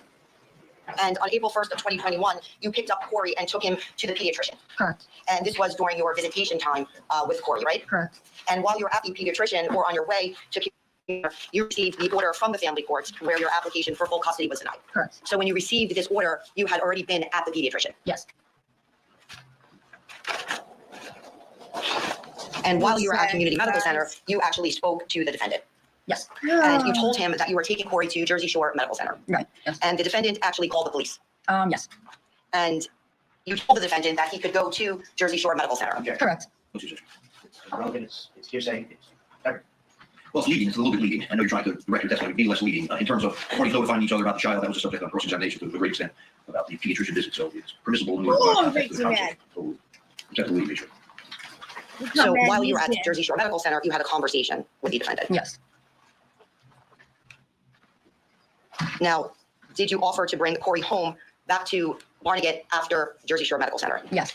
And did the defendant ever respond to your request to do this? No. And while Corey was at Jersey Shore Medical Center, was he ever diagnosed with sepsis? No. And was Corey medically cleared from Jersey Shore Medical Center? Yes. And was there a scheduled appointment for April 2nd for Corey to see a CPC pediatric specialist? Yes. Wow. And did the defendant cancel this appointment? Yes. And could you take Corey to see the specialist without the defendant? No, he wouldn't allow it. And when you dropped off Corey on April 2nd, what choice did you have in bringing him back to his father's house? Well, he already called the cops on me for kidnapping, so I didn't really have any other choice, just for keeping him a few hours late at the hospital. Can I see the defense exhibit? There you go. Good job, state. Good job, state. Finally fucking stepped up for her. All right, we're gonna hit pause right here while there's that little pause in the courtroom. Don't go anywhere. TV Live rolls on. All right, you guys. He definitely looks like he thinks he's the shit. I know, Spitfire. He's a fucking jock. He is an asshole wannabe jock. Welcome back to Court TV Live in New Jersey for the treadmill abuse trial involving defendant Christopher Gregor. The victim is a 6-year-old son. The question is, did him putting his child on a really fall cause the child's death? Yes, Child's mother on the witness stand, she's being redirected by the state after a pretty devastating cross-examination that spanned 2 days. Let's go back in where we left off. Yeah, Brianna, you took Corey to Community Medical Center, correct? Yes. And I'm now showing you what's been marked D7 for identification purposes. Can you read this paragraph in terms of the emergency department course and treatment, the entire paragraph? Starting here, patient scene. Yes, please. Patient scene and examined in the emergency department. History and physical obtained, prior medical records requested and reviewed. Initial assessment exam completed. I had an extensive discussion with the mother at bedside and discussed with her the plan for the patient. I offered to transfer the patient to Jersey Shore Medical Center, where the CPAP specialist as well as his pediatrician were located for further management, evaluation, as well as blood work. I also gave the mother the opportunity to leave the hospital against medical advice and drive her child to the hospital herself. She states that she would rather leave against medical advice, given that she needs to bring her child to her husband within the next 2 hours. Okay, and I'm now showing you what's been marked D8. Now, this was a release form that was given to you at Community Medical Center, right? Yes. And that's a standard release form that would be utilized regarding any patient who would sign a child out of a hospital. Correct. And your purpose, again, of signing Corey out of the hospital would be so he could get there faster. Correct. Now, in regard to Justice for Corey, is that a private Facebook group chat? Yes. And what happened? And if you would like to become a member for Justice for Corey, then it would have to be an accepted friend request. Yes. Objection needed. Can you describe the website? Yeah, the so Facebook chat? it's a Facebook group. If you want to join, you have to answer a few questions, and then an admin has to approve you to join the group. And if you want to post, then it gets approved as well. And do you personally know all the members who are a part of this group chat? No. And what was the purpose of setting up Justice for Corey? To get justice for Corey. And in particular, there are members who were on this site who had set up donation or fundraising. Correct. And can you tell the jurors about that? The first, so most of it was spent for his funeral, and then the other was spent for a plot for myself in the cemetery with him. So when I pass, I can't be buried next to him. And there was a GoFundMe page set up? That's what that was. And what were the expenses for the GoFundMe page for? That was for the funeral and the pot. And what about this cash out? Can you explain to the jurors what that was for? Yeah, so members were asking one of the admins if they could help us with just everyday things. So the admin decided to set it up just so people would just send, go get some coffee, go get dinner. They just wanted to help. And did you set up this cash out? No. And who set up the cash out? One of the members. And that would be for donations? Yes. We don't have any further questions, Judge. Did you use any of those donations to buy the fish that you threw in the river? I did not. No. Now, you said that you paid for the funeral. Yes. Okay, did the Greco family pay for the funeral? No. They didn't? No, you didn't. No. So, I'm sorry. this Justice for Corey, what's the chat group? The group.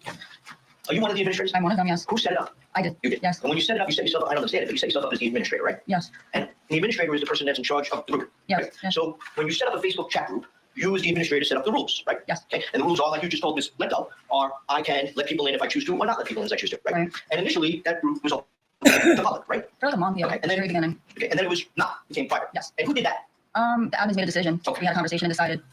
So you were the initial administrator, right? Correct. And now you said that there are additional admins. Correct. How many? There is 2 others. Okay. And do you know who those people are? I do. Okay. So you just said you had a meeting with your admins. Yes. Okay. And at that meeting, you and your other 2 administrators, I'm assuming that's what you're called, right?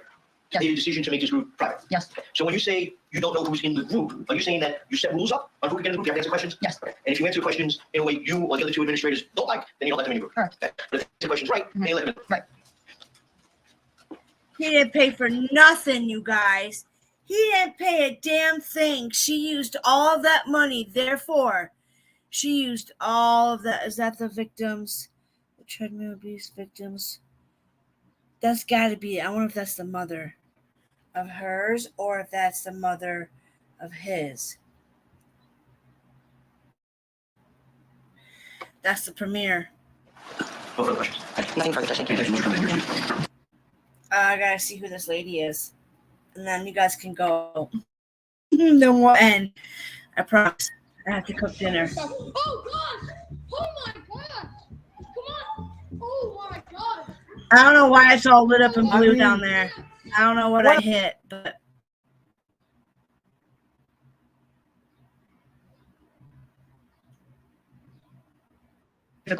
without favoring anything. He had a normal gait. And I checked all his muscles, which for me is he has to hold him out. I got to push him down. He's got to push me away, laying down. All right. So then at about 5:18 in the afternoon on April 1st, Corey, the 6-year-old boy, the victim in this case, presented relatively normal, other than a few bruises. Less than 24 hours later, he would be dead. And that's the issue in this case. All right, we're going to take a break here. When we come back, we'll continue with more of the doctor's testimony. Keep it here on Court TV. Your first all right, y'all. We're definitely going to kick Tonight, back up on Closing tomorrow Arguments, we are live with from this. What I'm Dedham, gonna do is Massachusetts, where I'm gonna Karen take Reed this now. continues to fight to Gonna like remain it. a free woman. And We'll take you then back to the scene where John what O'Keefe we'll do was killed and dive deeper each side's We're theory gonna of stop what this. happened that snowy. We are going to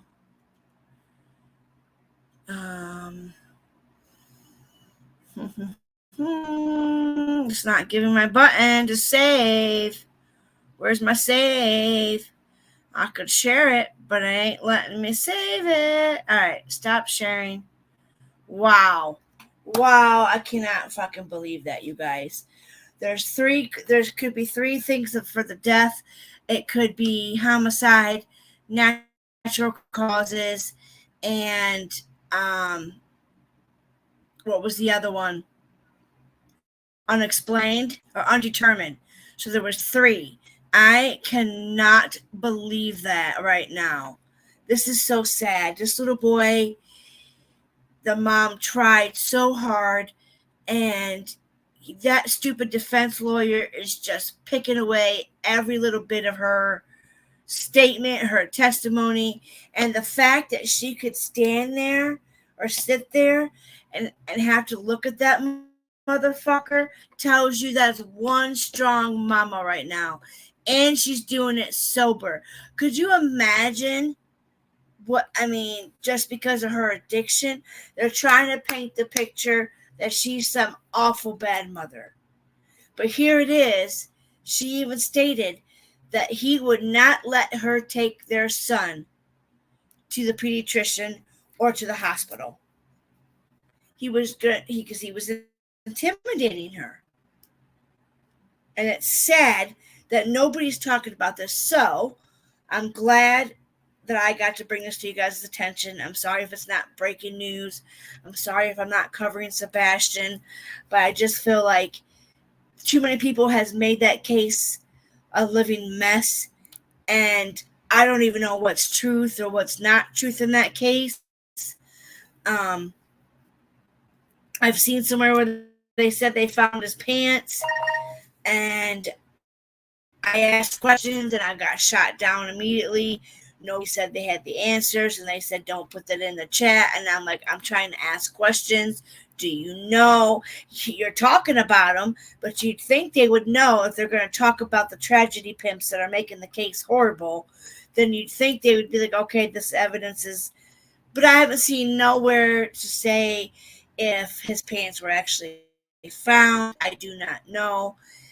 But the people have made that case so out of, I don't even know where to start with that. So, and I feel like these other cases that are out here right now in this world are being less talked about. And I understand, yes, we got to find Sebastian, but when we're taking too much time, we need to take a little bit of time. Okay, if you're going to talk about Sebastian one day, can you talk about another little kid with it? You know, talk about something else with it, because it's crazy. You haven't seen this till now, Mary Jane? Oh, that makes me, I hate to bring the bad stuff, but I discovered this when I was in my spot this morning, and I decided I was going to go live after I did my nails because this case just kept running me, making me madder and madder. I can't wait to show this to my best friend. She's going to be so pissed and mad about this. She's going to be so angry. I was hoping to see her tomorrow, but I don't think it's going to work out.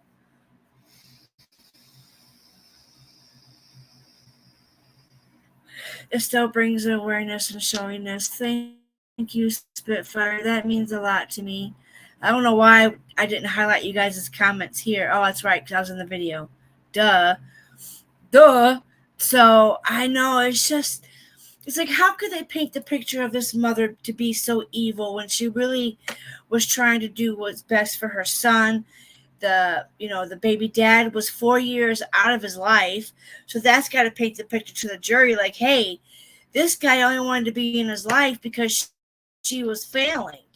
The mom was going through an addiction. And it's sad. So tomorrow we'll pick up off of some more going through the testimonies. We'll catch up on the people that we're talking. We'll do a speed dive through it. If I come across anything else along with that, I will. I am waiting for the other footage of Miss Tiffany Adams. I did show, if you guys want to go at the beginning of this, to the video where I showed the school where the God's Misfits were holding their discussions. We also have, yes, Mary Jane is blue. I figured you girls could use some help, Spitfire. I know you need some backup in here. And I'm adding all the good ones as I see that come in here, supporting me, putting my links in. My links are posted on my community tab if you guys need to get them. I know if I post them in here, you can't get them from here. But you can always go to my page, my YouTube page, copy the link, put it in your clipboard.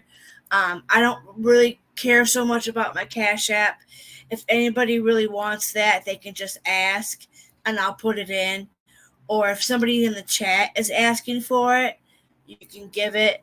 I don't really share my Amazon ones unless people ask, due to the fact of the haters. I have enough bullies on here right now and enough bullies in real life. I don't need to deal with that. But it's just the fact is, you know, these YouTubers, we got to start talking about more things because all you guys are doing is making the Sebastian case and the parents, you know, that Seth guy going around, you know, spewing all this stuff when, you know, that's why the cops and investigators don't like to give too much because sometimes the parents can't keep quiet either, you know. Just like with the Idaho, the one dad, I commend him for his fighting for his daughters, you know, but sometimes he wasn't keeping stuff to the chest. He was releasing too much. But thank God they got Bryan Kohberger. Bryan Kohberger's trying to pull some shit out of that he was just driving around at that time for an alibi. He's about freaking Filoni his ass. So I hope everybody has a great night. I hope everybody's safe. Stay safe. If there's storms coming, stay safe, Miss Spitfire. I know you got storms coming up your butt left and right. So I love you all. I got to go get out of this chair. I've been here all day. I've been here in this chair all damn day. And I need to go spend some time with my hubby, my dog, and my cat, and call my dad, make sure he's doing good. He's in the hospital. So I want to call and check on him. I'll call my mom back. So I love you all. Have a great night, and I will see you tomorrow.